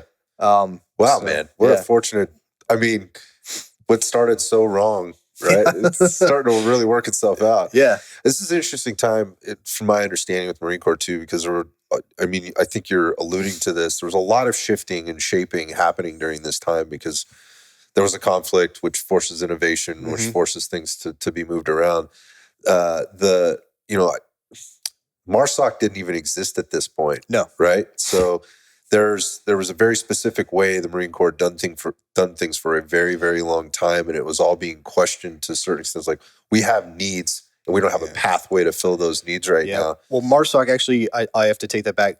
MARSOC was in its initial fledgling stages. Okay, gotcha. So there was a detachment one that was created either very late 2003 or early 2004.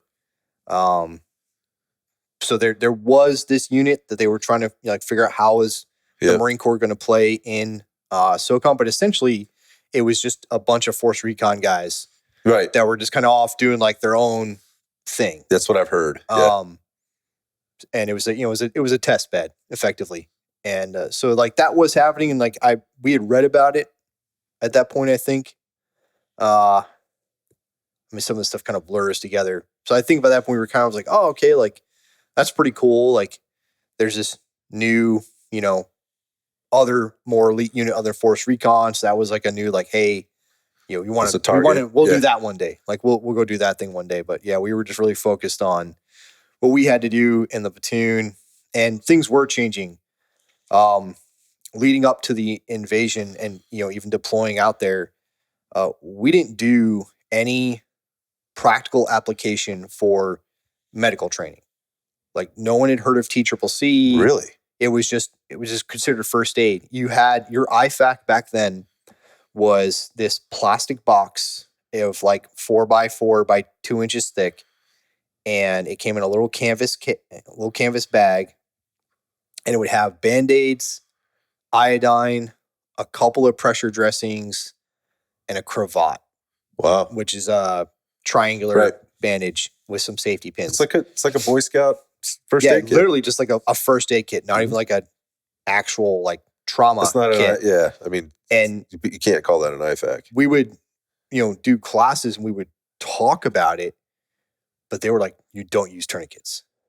Don't use tourniquets. Right. You put a tourniquet on your friend, he's going to lose his limb. Yeah, man. And somebody was like, well, couldn't they bleed out and die? Instead, it's like, just put a pressure dressing on it. That's tragic, man. Right? Like no one told you about packing wounds. It was just put a pressure dressing on it. No one talked about the type of pressure it needs to be exerted, how to actually dress it. We never actually practiced doing it. So, on that deployment, like there was a guy who got shot through the forearm, and we were fighting through Baghdad, and I'm up top, like shooting out, and I hear them yelling, like no one could stop the bleeding. With pressure. Because they didn't know how. And one of the things they kept doing is they were grabbing like empty bandoliers from the 5.56 ammo or like t-shirts, wherever, and they would hold it to his arm, and then to check to see if the bleeding had stopped, they would pull it off. Wow. They didn't know. We didn't know.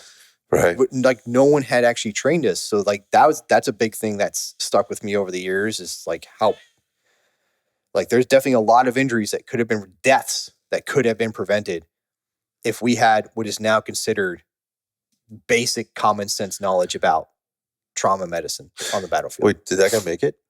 He did. Okay. He did. They eventually got the bleeding staunched. He ended up having some skin grafts done. So it was kind of weird. He had like patches of leg hair on his forearm. He had a really hard, he had hard time, but he would joke because eventually he was able to get his hand tied enough he could hold a beer can. Wow. He was pretty jovial about his state. I hope he's still okay. I haven't talked to him in a long time. I hope he's still doing good.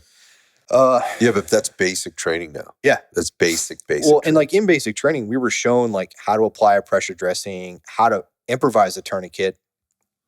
But again, they were like, oh, you never use tourniquets. Don't do that. Yeah. And the reality is that, yes, a tourniquet is your last resort in terms of controlling a hemorrhage, but it's often your first step. Mm-hmm. Like now, I could talk to, probably a 12-year-old that's interested in this like sphere of things, and he'll probably tell you, put a tourniquet high and tight to stop a bleed. Mm-hmm. He might not understand it. He may only be regurgitating, but the fact that he can regurgitate it, if he were in a scenario, that means he'll just throw it high up on the arm, and he'll probably figure it out. Like it's common knowledge now. So there's a lot of things like that from that were coming, that deployment, and then leading in the next, where it's like, we got to be better at our marksmanship. We have to be smarter. Like we were shooting, and then you would just eject your magazine, and a guy below you in the track would catch it and hand you up another one, and he would start putting more bullets because guys were just blowing through all their magazines. On initial contact, I was shooting, and I didn't even think I'd shot that much, but I was like, my weapon feels light, and it was still super dark, and I tried rolling the gun over and looking, I couldn't tell, so I put my hand up into the ejection port, and I could feel the follower on the magazine. I was like, oh my, I'm empty. So I changed out. That is the only bolt lock reload I ever did in combat. Really? Because after that one, I was like, no more.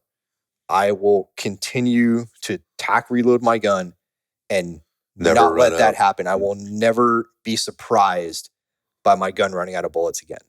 That's a hard lesson, man. Fortunately, it wasn't like I was not confronted. It was just at that moment I didn't have targets, and somehow I realized my gun felt lighter than it should. So there were a lot of little lessons like that we're now trying to apply, and wondering like, what does the future hold for us now? Mm-hmm. Because once again, we think we've won. We don't think we're going to go back to our. None of us believed that we won, but we didn't think we'd end up back there. We figured it would be more like a onesie twosie thing. A unit might get called in. Afghanistan has basically been a soft mission. So we figured, probably like soft, probably Support, Army. yeah. Because that's like the Army's thing. They occupy stuff like, we're amphibious and expeditionary. Like that's not really our job. So like, okay, I guess we're going to try to apply the lessons that we learned. But now it looks like, hey, we're, going to be going to the South Pacific and being in jungles around there and, kind of back to normal. Yep. Was how we viewed it. So we just started training in spite of all that. What was the reality of that longer term? I mean, so when you say training, I think you mentioned at the beginning that you'd spent a long time, a good majority of your career actually training people. Was that just by way of being a team leader? Yeah, a little bit. So obviously whenever you're a leader, like you are responsible for the training of the people in your charge. At this point, being a pig in the sniper platoon, I had no leadership responsibilities whatsoever. I was just a scout. My job was to carry a rifle. I walked point on the first patrol, but I was far too deliberate. Like I was just moving super slow, and my team leader got irritated by it, so he swapped me out, maybe the radio operator. And I was like, all right, whatever. I'm radio operator now. Okay. So I became the radio operator for the team. And then right before we deployed, our saw gunner pissed hot for cocaine on a urinalysis. So we went down to a 3-man team. And I was like, oh, man, they're going to give me the machine gun. And I'm still going to have the radio. Because you're the big dude. And so I was prepared for it, but I avoided talking about it at all costs. And then we just continued to train up, to deploy. We sent some guys to sniper school. We sent some guys to a special reconnaissance and surveillance course in Okinawa, Japan, kind of ahead of us. And this time, so we came back from Iraq after the push to Baghdad in June or July of 2003. And then we were deploying again right after Thanksgiving of that same year. Mm-hmm. So like not even 6 months. And once again, go on pre-deployment leave, which this time was over Thanksgiving. Come back, and I was actually walking up to the exchange, and one of the guys from the team was walking past me, and he was like, "Hey, did you hear?" This is another Lance Corporal thing. Kind of. He was like, "Hey, did you hear?" And I was like, "We're going back." And he's like, "We're going back." And I was like, "Yeah." And we high-fived, and I go up to PX. Now I'm all excited. We're going back, which again, I'm not sure it's the right way you're supposed to respond to it. But I don't know, man. Like, part of it is like you survive, and sometimes you kind of get to thinking you might be invincible in a sense. Like, oh, interesting. I definitely had no confusion that I couldn't be hurt. I won't be hurt. But just like, nothing went wrong last time for me. Right. So it's like, probably be okay again. Right. And you're excited to like go get in the fight and use your skills. And once again, like doing the work. Yep. Taking out bad guys. Yep. Right? So it's all about when you're young. And, so yeah, we still went to Okinawa first, which we were like, why are we in a jungle for 3 months to finish our training to fight in a desert? But it's what we are. About 3 months, December, January, February, into 2004. That's when it was like, hey, we really need to have a machine gun in the team. So Blake, here you go. You get the machine gun and the radio. I'm like, awesome. So again, this goes back to like you've carried and done a lot of different things. So you can speak on many, many topics with many different types of stuff. And I was once again Mr. Excess. So it was an interesting time. So back then we had the M40A1 as the sniper rifle. Right. It did not have bipods. Okay. You know, guys would go out and they'd buy like the little bipod adapter for the Harris, but it wasn't issued with the rifle. So your training, you couldn't use bipods like if you're going to go to school. So we had to build our butt packs into rifle supports. So you would occupy your position, you would take your gear off, lay it down, and then you're using what you that got. was your bipod, was your that was butt your base. pack. Yep. So we had to have the butt pack built into a shooting support. So all of like your survival kit went in the butt pack. That way you only opened it and disrupted your shooting support if you were in a survival situation. Didn't matter Which anymore. didn't matter. Yep. 4 quarts of water. So everyone ran a 2-quart canteen on each side of the butt pack. And then all the rest of that space that was left. So you like take a cartridge belt, let it all the way out. So as loose as it could possibly be. And all the rest of that space was expected to be filled with magazine pouches.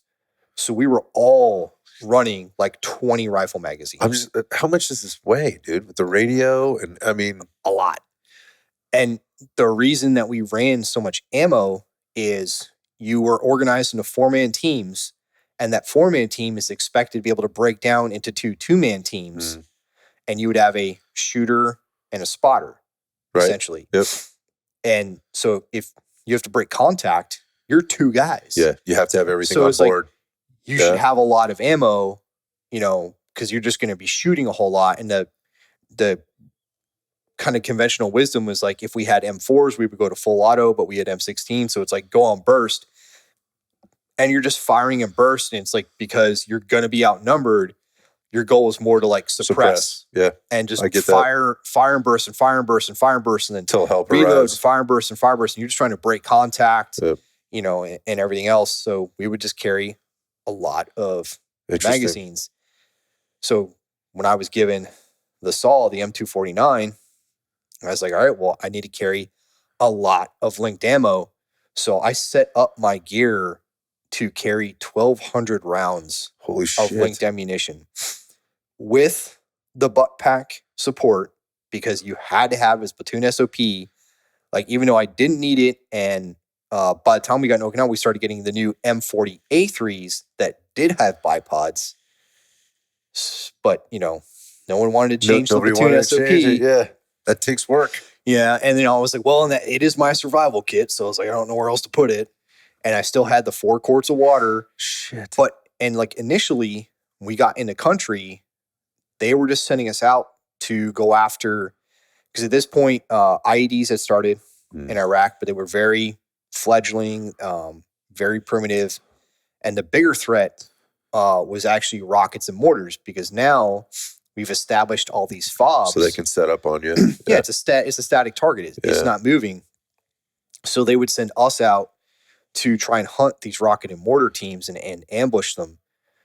So we would just go out at night, and we're just patrolling the open desert. We would find, you know, a good spot, and we'd set up, we'd observe for a while. Okay, no movement, radio back. Hey, we want to go here, check this out, or do you have any guidance? And we move to another spot until eventually, you know, maybe an hour or 2 before sunrise, we'd move to an extract point. We would get picked up and brought back. And we kept doing it at the point, like, we stopped bringing the sniper rifle. I was just going to say, yeah, at what point do you start dumping gear? Because, like, you know, it's at night. We had 1 set of PVS 14s for each team. Each of the saws had a PVS 17, which is a night vision optic that mounts on it. But mine, of course, was broken. So it had this giant, like, dead spot in the center. So I had no reticle. I had a lot of information blocked by that dead spot, and then it wouldn't focus. So it was just like, dead weight. Yeah, why are you carrying that? Yeah, it was just dead weight. So I didn't carry it. So we didn't have, so we effectively had no night vision, including for the sniper rifle. We had no way of shooting. We tried. So you don't need to take that. We tried to innovate by using toilet paper tubes. No shit. Because you could put it around the ocular lens of the sniper scope, the uninertal, and then you could stick the 14 in the other end. Stop it. It worked as far as, like, you could see. One guy took a shot with it and forgot about recoil. So he had a nice shiner with his eye. And we're like, from the cardboard tube. from the 14. I gotcha. Have his eye up against the 14. And it yeah. happened, and we were all like, why did none of us think of that? Yeah.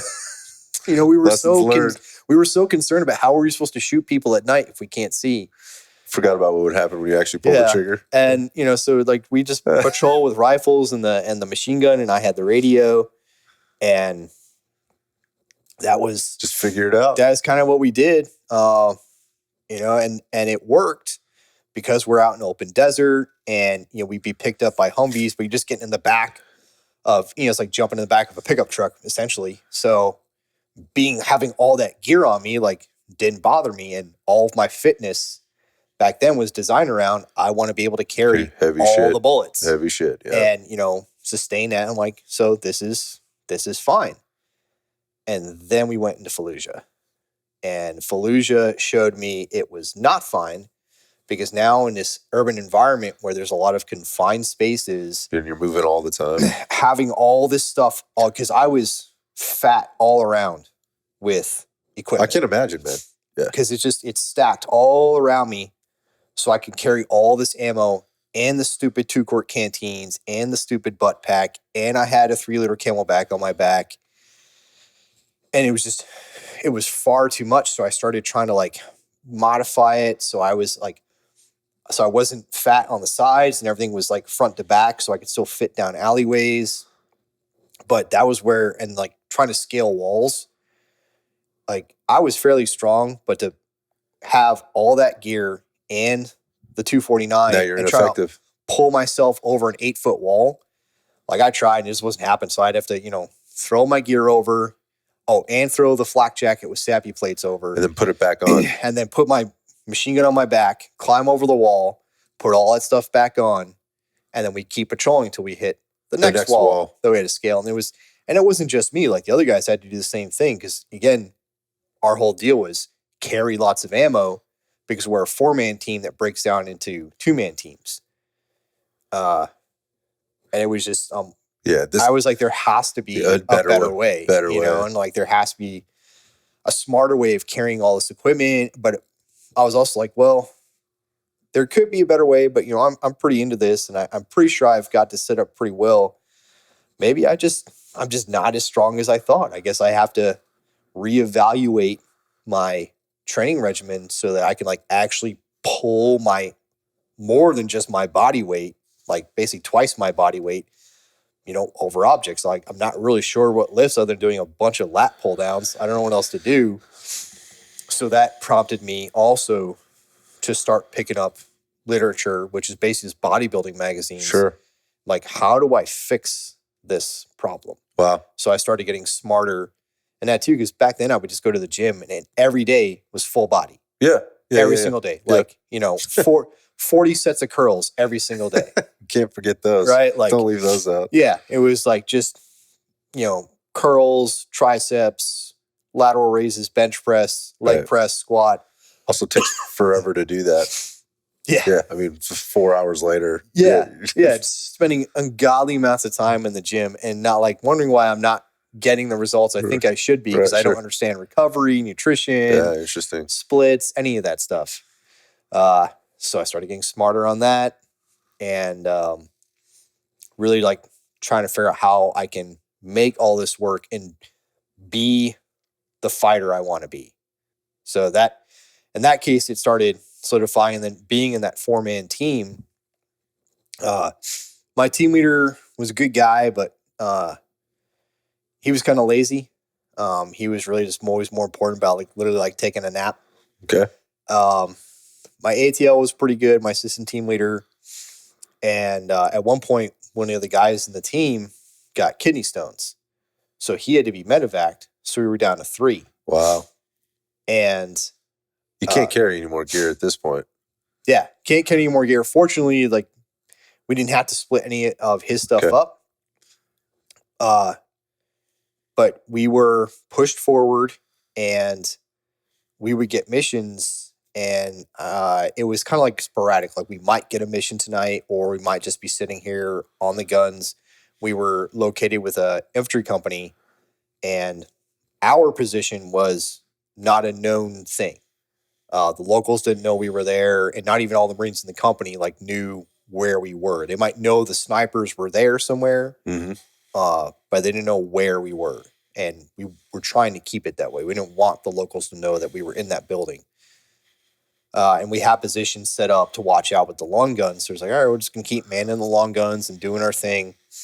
And we kept trying to call way back to the rear and get tasking from our platoon hire or the company, but it wasn't coming. And I was like, let's just go to this company and see if they want anything done. Like, we're here to support them. Wow, you guys are just hanging out there by yourselves. Like, we have to be able to do more than just sit here and watch, which is kind of a limited area that we can watch. How long were you guys there before this happens? So this is after Fallujah. Like, how long are you set up in this building for? Is what I'm saying. Yeah. Before you start making a decision, like, let's. I think it was about a week.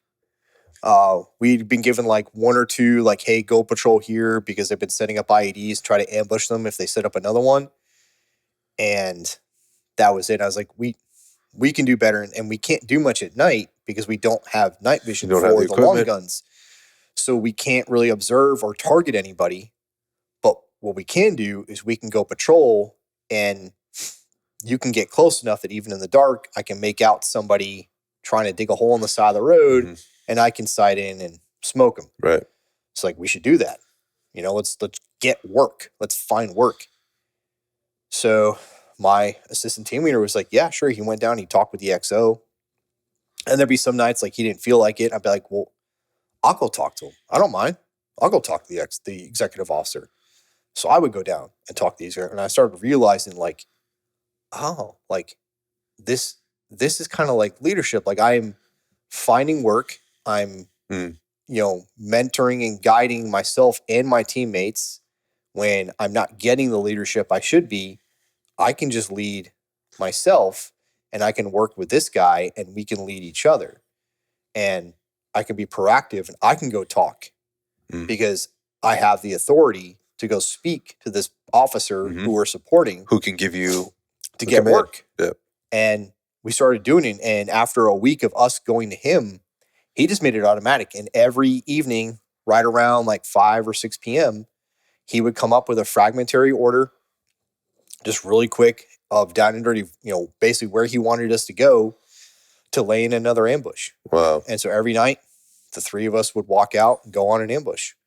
And then we would come back in the morning, and we would, sleep until, I don't know, mid-morning, close to noon. And then we would, be manning the guns. And same thing, next night, we get another order. As soon as it's dark, we go out another ambush patrol, come back. So you're just getting into kind of like small unit stuff and carving your own path a little bit, but at the same time, like making a difference and wanting to make a difference and figuring it out as you go. Again, it just circles back to kind of figuring out what works, and let's do this based on some. I've used the term probably too many times, but critical thinking, and like, look, it doesn't make sense for us to be sitting up here. We're sort of useless. So let's go do work versus sitting back and waiting for somebody to give us direction here. I think that's probably why, and that's kind of, you're always out there putting something out, right? And you're deciding what goes out there. We're not currently in a conflict, so there's probably not guys reaching out to you going, hey, I'm having this problem. I don't know, maybe I'm speaking out of turn here, but I'm having this problem right now in my current situation. What would be your answer to it? It's more like, you might run into this problem, and if you do, here's some things for you to think about. There's constantly this information coming out. Now it's no surprise to me is where you come up with all this stuff. Like, does this stuff really matter? Right. That's a question that I ask anytime I see something on an Instagram post. We're like, okay, why does this matter? But also the second part is like, what's the intention? That's very, very important. Like, what is this dude doing? Like, why is he doing this? Why is he putting this out? In terms of like, does he have something to sell? Or does he have information, quality information, and value to provide? And what I'm finding, and again, another common theme in this particular show, is that the guys that run in this circle, so bringing it all the way back to the beginning and showing up and being around these different individuals now, I'm finding that it's these guys find one another.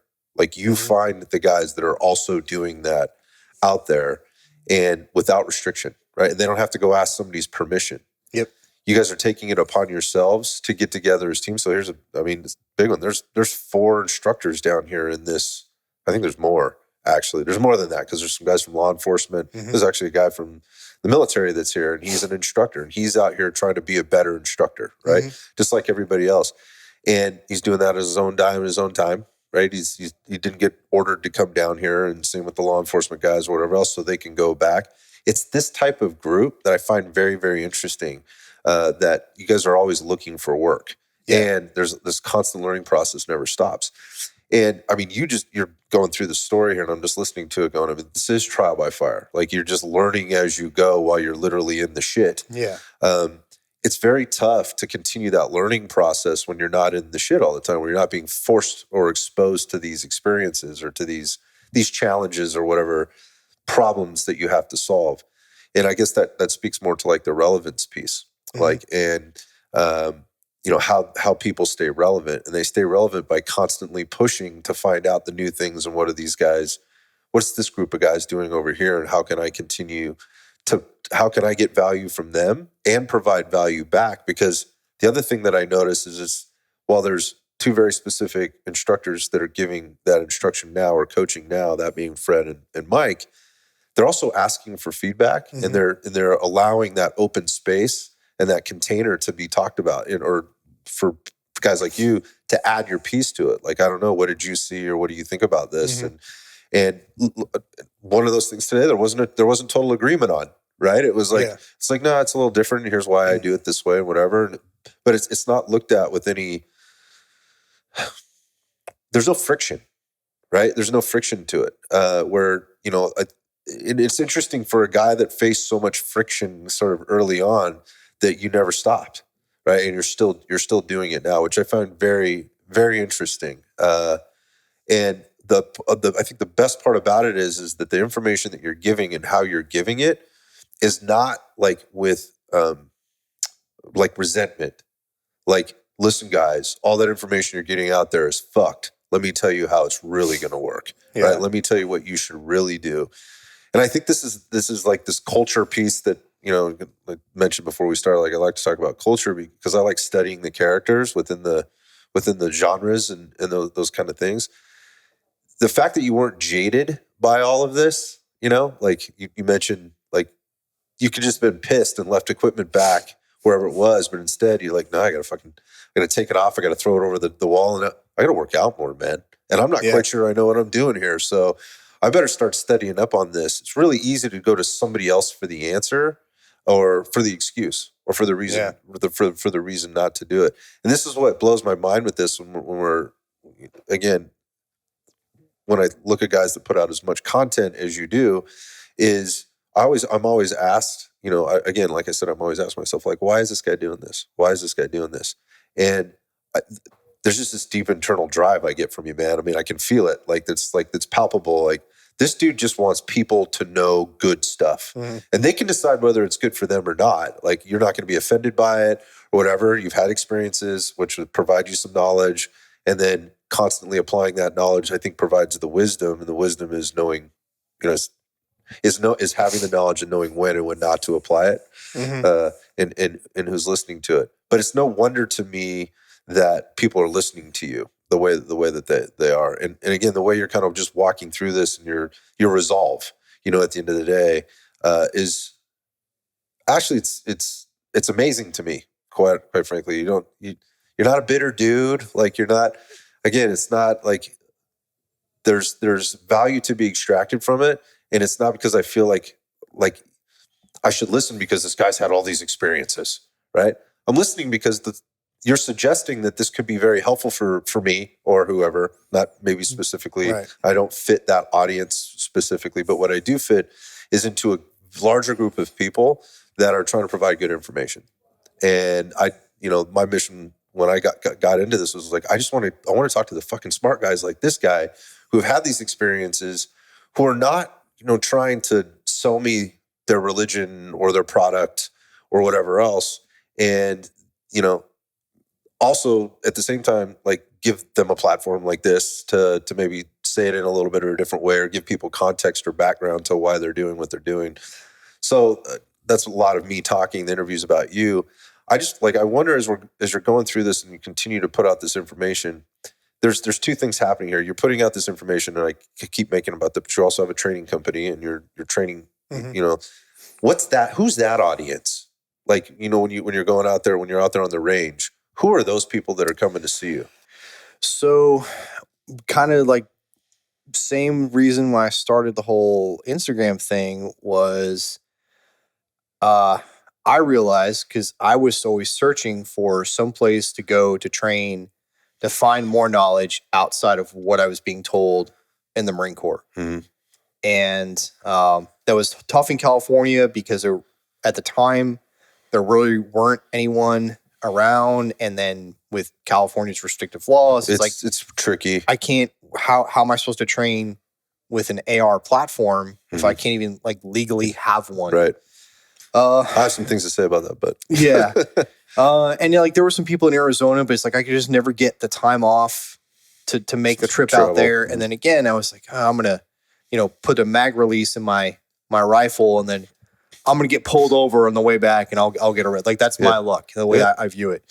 Well, based on all the things that you've told, all the stories you've told, that is exactly what would happen to you. Yeah. And you're probably not talking your way out of that one. So when we, my wife and I took orders to North Carolina, I was I know I thought I knew that there were companies on the area and that there should be more, and there should be more gun ranges, and the laws are different. And I'm going to get out there and I'm going to spend this last, 4.5 years of my career doing everything I possibly can. I would try to push it through the unit. I'll do all the training I can with the unit, and I'll do all the training I can on the outside. And I was just going to do all these things to set myself up for what I wanted to do after, which, initially my plan post Marine Corps had been to do, overseas security contract. Okay.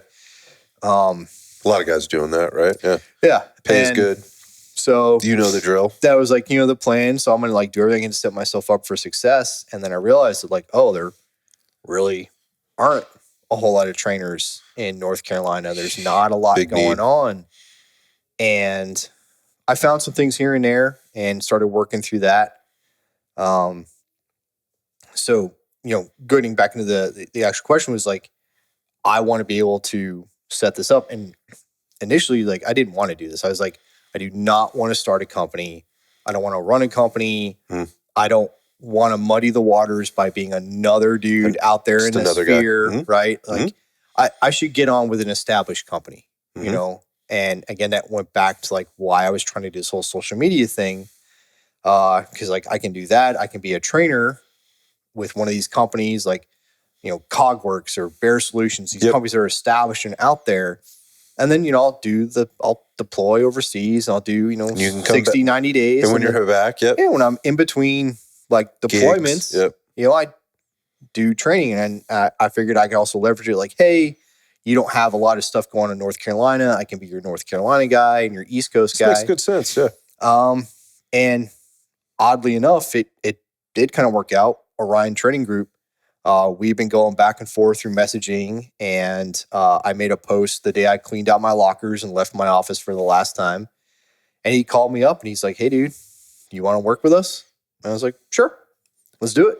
Things are looking up. And I'm cool. He's all right, well, I'm going to need you to create an LLC, and that way, I pay the LLC and it protects the money from the government. You business for me to do this, yeah. And I was okay. So, I created the LLC, and the social media thing had been growing. I think at that point, it was 18,000 followers.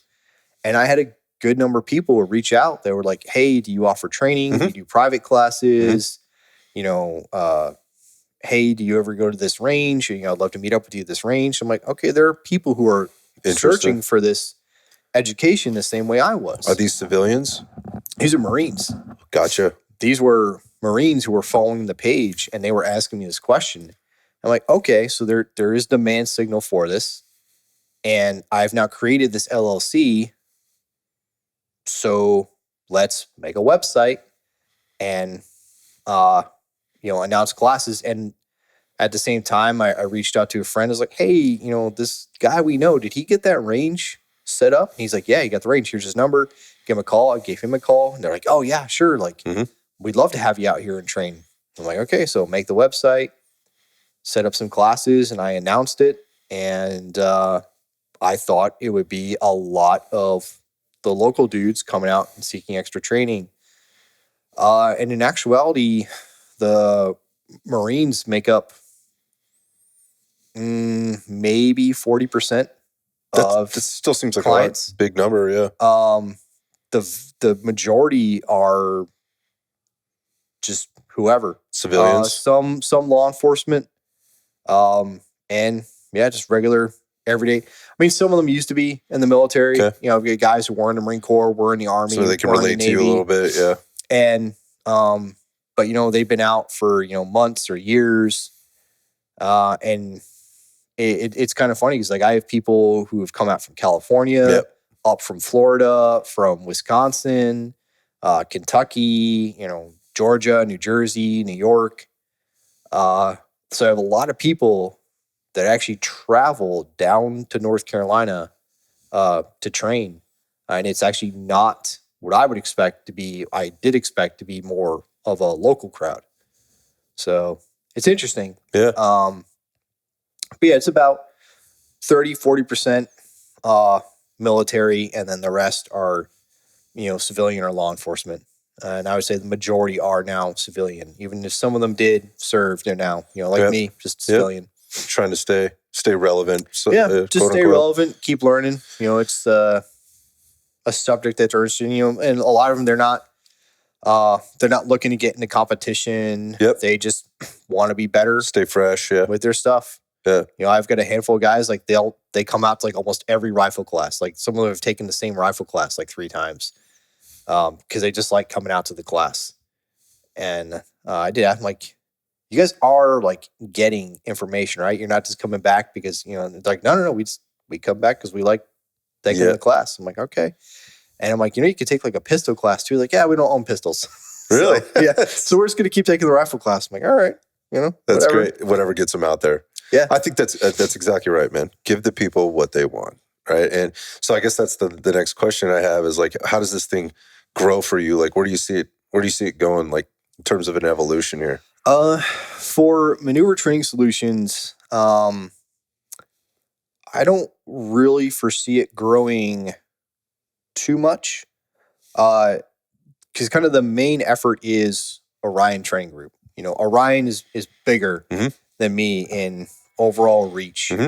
And so that is the focus. And so with all the work I do with Orion, it's like last year was 2022 was my first year in operation. And I set up 2 classes a month. I didn't fill any of them to capacity, but every class went except for 4. 4 got no sign-up, so I just canceled it, and that was that. That's just part of doing the thing, man. Yeah. And then, you know, I was like, hey, I'm an unknown, right? So no big deal. And I have it set up pretty well, so I'm not out. You know, if a class doesn't go, it doesn't cost me money to not hold a class. And so in 2023, and I took a survey towards the end of 22. I'm like, hey, what keeps you from getting training? And the big things were cost of ammo. I would have said that too. And the overall logistics of getting the time off for the travel, getting down to the class. And then a lot of people are like, you know, it's really not worth it for a single day class. And to make the trip and pack up all the stuff. And my classes were only single day. Okay. Because I thought if I offered 1-day classes, I could offer more volume. There's still, you know, quality within the 1 day of instruction, but I could put more out there and it would work better with people's schedules. Like, oh, I can't make the March pistol class, but I can make the May pistol class. And there'd be rifle and other stuff in between. So I took that feedback and I made all of this year's classes are 2-day classes. And so I've gotten more people to come in, and I've, you know, talking with them like, hey, is this easier for you to do to make it out for a 2-day class? And they're like, yeah, it's actually a lot more, you know, economical for me to get all the time off and the lodging. Mhm. It's like, yeah, I'm paying more in lodging for 2 or 3 nights instead of, like the 1 or 2, but it just works out better because I'm also getting more from this class. Mhm. So it's been doing better, but because I have all that stuff going on with Orion, and I work a contract to train U.S. Coast Guard Okay. out of Camp Lejeune. Yep. So that happens 3 times a year, 4 weeks at a time. I have to be on standby to be called in for certain training with the Coast Guard. So I can only fill my You have to schedule so manage that. much. Yeah. Right. Got it. Can only fill my schedule so much. Still have to keep time for family. Yep. So I can't dedicate every weekend to a class and training. Got to make time for family. And because Orion is be the main thing, I think 2024 probably see 1 class a month again, like this year. Mhm. But I would imagine that going forward, as Orion continues to grow and we continue to get more venues, and I'm pulled more in that direction, that MTS will probably go down to like maybe 1 every 2 months. Yeah. There's right? there's no problem with that though. Right? Yeah, Like 1 stay class busy. every couple months, and I'll just keep analyzing like, what does it need to be? Where's there time to hold training, and what can we do with it? But I do have the goal of just trying to build up more of a venue in the local area. To service your neighborhood, so to speak. To serve the community. And a big thing, of course, for the Marines, a lot of them, they don't know that they want or need the range training until they take get out there, like a tactical based class. Yeah, and then after getting away for 3 days is probably not necessarily feasible for them. So having it more. But local. then guys come out and they do just like a little bit of CQB training, and it's like, well, I thought I really knew how to do this because like I do this for work, but then this guy's showing me things and he's talking about things, he's doing things that like I can't keep up with. Right. And then I'm like, hey, if you do this, and I'm not even like, yeah, come back to this other class. I'm like, hey, I do offer this other training, but if you work more with your firearms and you do this, then you won't have to think about how to manipulate your gun to walk through a doorway. And if you'll get practice more out of it, you won't have to think about walking through the door. You can actually process what you're seeing in front of you. So then I get guys to come back and take marksmanship classes, so they can better learn how to manipulate their guns, how to shoot. And, like here we're focused on like the data and building data. Those is more the performance stuff. Yeah. I think this is, so I love how you're walking through this here, because I think there's a lot of instructors out there that are trying to figure out how to make this work. And the bottom line there isn't one formula to this. I think there are frameworks. And the framework that I hear, one of them would be, I'm all in on me. I'm doing my own classes. I got to pack the schedule. And a lot of times that starts with, well, then I have to have all these different types of class offerings or whatever. Or you could go the other route, which would be like, I just do this. I just do pistol, or I just do carbine, or I just do, bolt guns, or whatever happens to be. And then there's, that there's limitations to everything. And it's tough to make the decision, like, when do I go all in if I'm going to do that? And what happens if I don't fill these classes and I'm not getting paid? And, there's the expense piece, like, how do I balance all this? How you've diversified yourself has given you a lot of flexibility to do the things that make the most sense at the right time. And what I heard you were kind of, all the timelines you've been giving through your entire journey, there's a constant reevaluation. And I think, people may make hasty decisions on deciding what their whole year or their 5-year plan or whatever is going to look like. And I think you got to have a plan, you got to have a vision. But from a business perspective, this thing has to be constantly reevaluated. You have to make smart decisions for all the things that go into the decision-making process. And, taking it at a few months at a time, checking in with your customer base, not making assumptions, doing things like surveys, which is brilliant. I mean, that's what most smart business owners do, is important. I don't know that a lot of instructors, especially the ones that are trying to break into it now, are doing that. They're seeing an opportunity, they're seeing a need, and they're equating that to, well, if I build it, they will come. That is not how this works, right? And you're also weighing and measuring, like, well, what's accessibility look like for what does my market, this specific market, that being like geographically, look like? What can they really do? Those are all things that are going on. I'm really haven't had anybody actually talk about that on the show in the way that you just did, and just kind of describe the journey that you're going through in order to kind of figure this out. I think that could be really valuable for people. I want to go back real quick to the 2-day, the multi-day stuff. I think one of the things that I get from those, and while they are more expensive, like it takes more time, I have to travel and stay. Here's the things that I get from those. Like, first off, the density of the training tends to be a lot higher, right? Because there's more time for conversation. I'm not showing up to the range for a 6-hour or whatever lesson, and then I got to pack back up and go home. And I'm not really getting an opportunity to kind of marinate on things. I'm a processor. So like I go back after like today's class and I'm going to be like staring at the ceiling, working through all the things that I did and all the things I didn't do right and all the things that I did do well and the things that I want to focus on tomorrow, and developing the questions that I want to ask. But I'm going to have the opportunity to do that, right? Because I'm coming back for day 2. So I think like that, the density of stuff that you get and then the repeat opportunities to get those extra touches is what I really enjoy about the multi-day classes. I think there's another piece to this that I think people should keep in mind too, and that is, I started with kind of the circle, and I talk about that on the show a lot, just like the good dudes that are in this, is that you get all the other stuff that comes along with it. You get to get out of wherever you're at, and you get to be around people that are really driving to be better, right?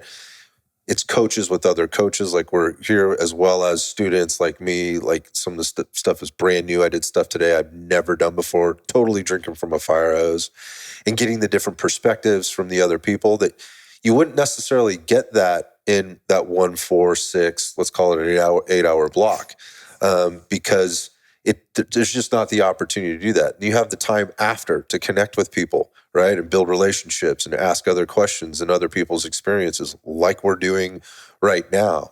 And I think that instructors should think about that, but students should think about that too. Like, save your money, like have that fund instead of buying the next $2,000 gun, right? Put the money into the travel, into the trip. Research your people. Make sure you're getting to the thing that makes the most sense for you. Ask around. Ask, regionally, like where our instructors are. Like, hey, I live down here. Do you know anybody that coaches down here? This is, I only have this much time to give, but I could get away for a weekend. Who should I go see? Those kind of things. But I think the consumer should be thinking about that too. Like, save your money and go to these things, because I think in the 2 days or 3 days, whatever you're getting, you can get so much more out of that time than you can going to the 4-hour RDS, clinic or whatever it happens to be. You're going to get good stuff from that.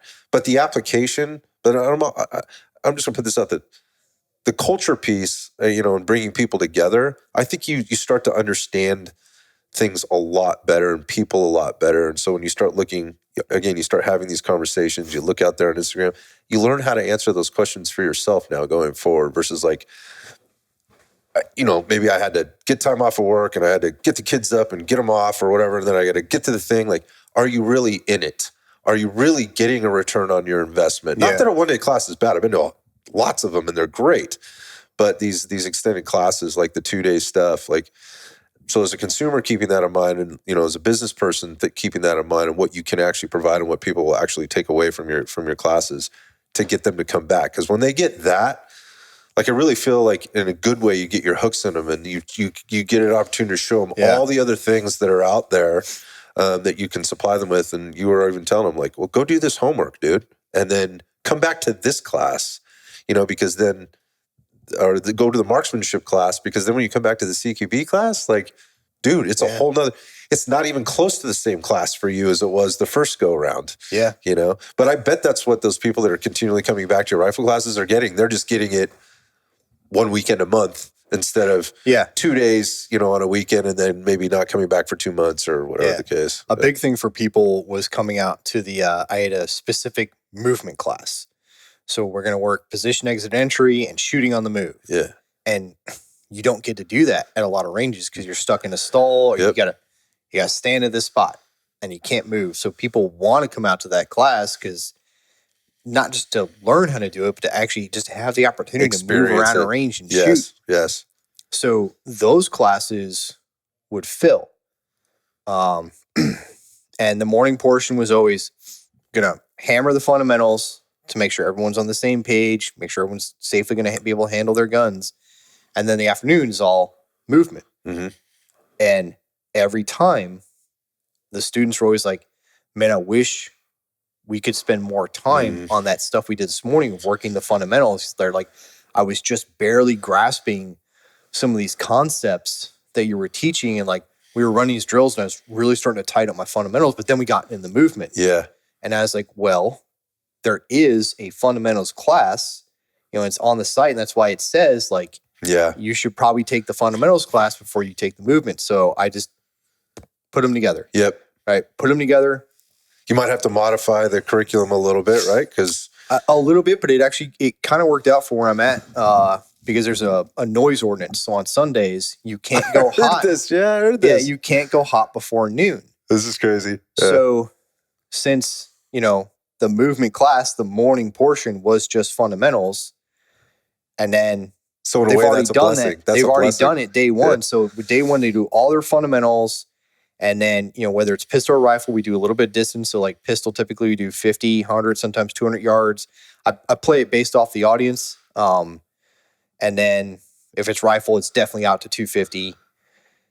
And the next day we come in, and the one thing that everyone hates until they understand it and they do it right is dry fire. Running dry, yeah.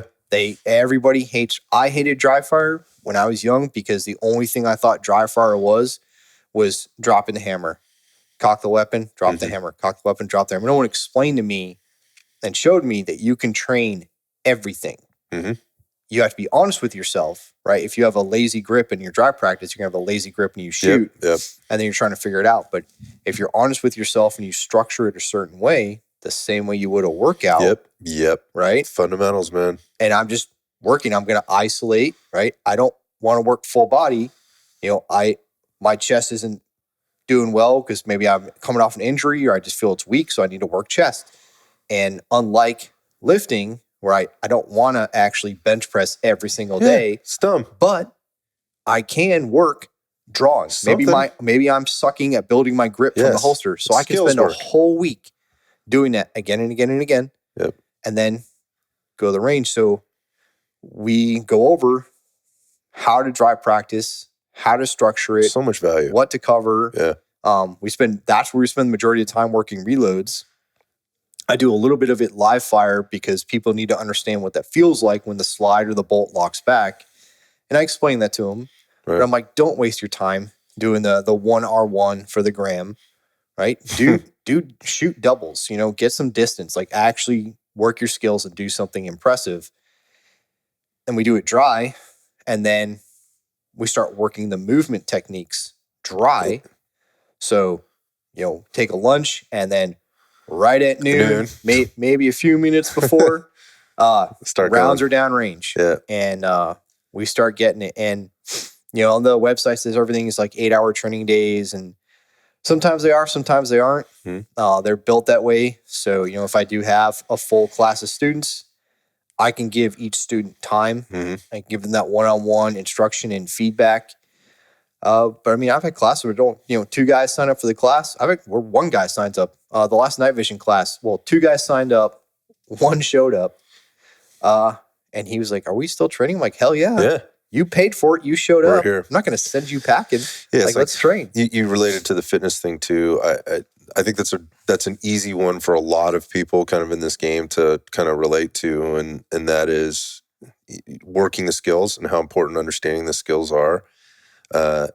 In the big picture, like if you suck, doing it with no weight, then overloading yourself with more weight, barbell back squat. Like if you can't squat like without weight, like, and you can't do that well, or even with, let's just call it lightweight, like why are you putting more load on the bar? This doesn't make good sense.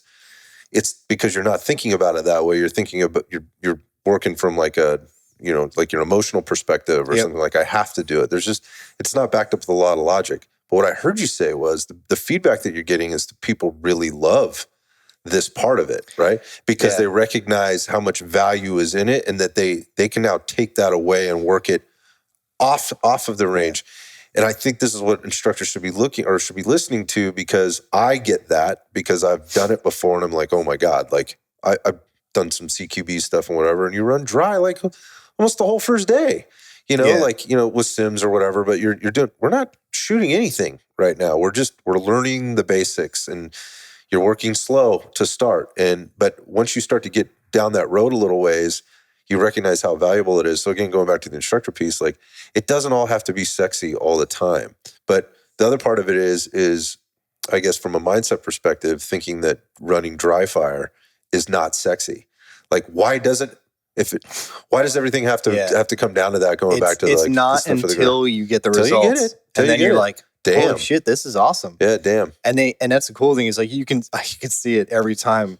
They're like, oh my God, he's gonna make us dry fire for 4 hours. It's the same, And I can see it in them, and it, like, we'll start getting towards the end of a block, and there'll be certain guys like, oh, I don't want to keep doing this. Yeah.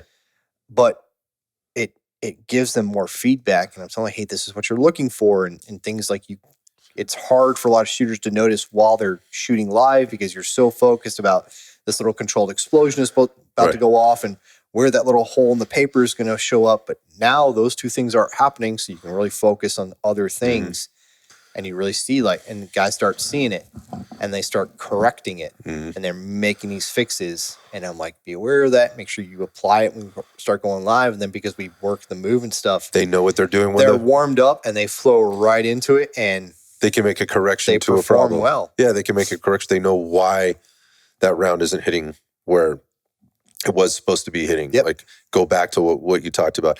Again, that's just like, I've said this before too. It's like give a man a fish versus feed a man a fish.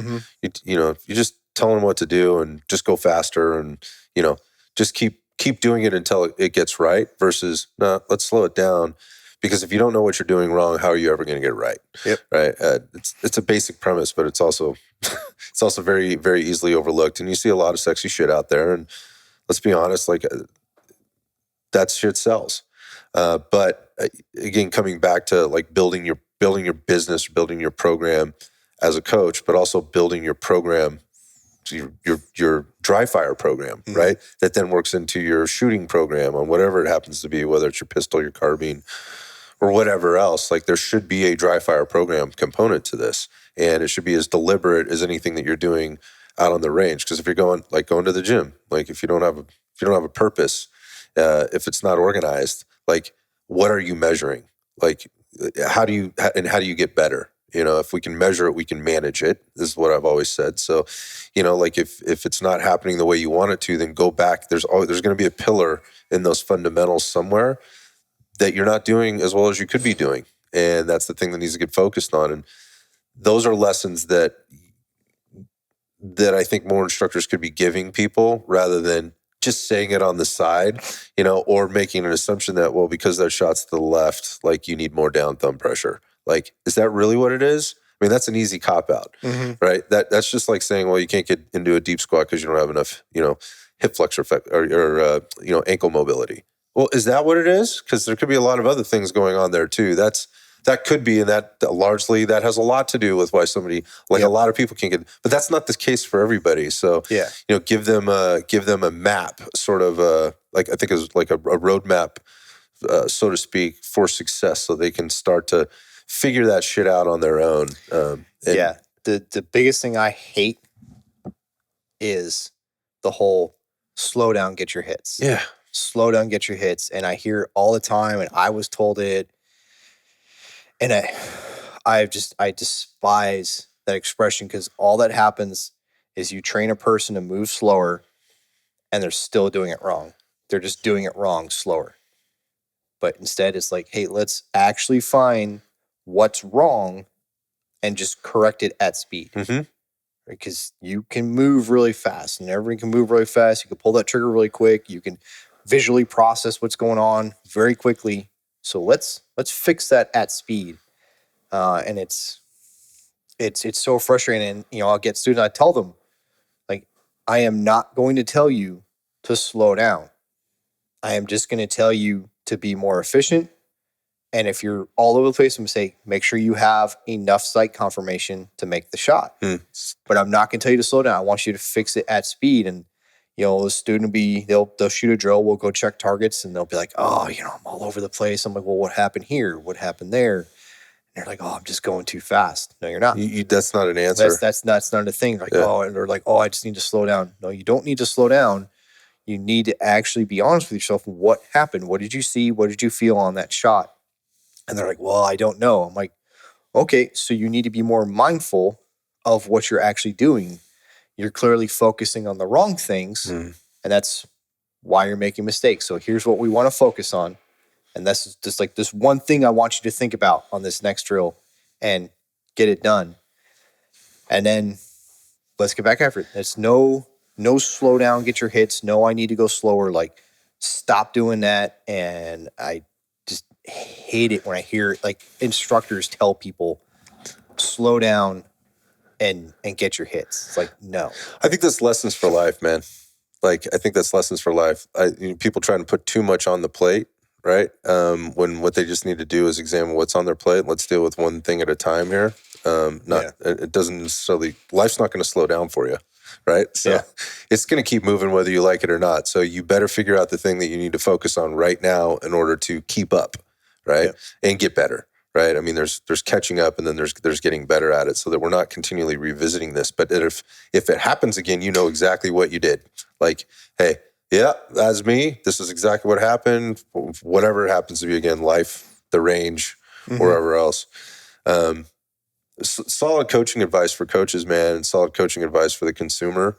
And just in wrapping up here, I love what you're doing. I'm really appreciative of the time that you've given me to kind of sit down and understand this. I mean, like I said, I love to study the characters and understand kind of what makes them tick and who they're talking to understand those other people that are commenting or putting out or asking questions or that you may run into at a class, because this gives me insight to the other people that may be there and why they're doing things a certain way or how they've come across information and how they're providing it. And I certainly take it to all the classes that I go to when I listen to coaches.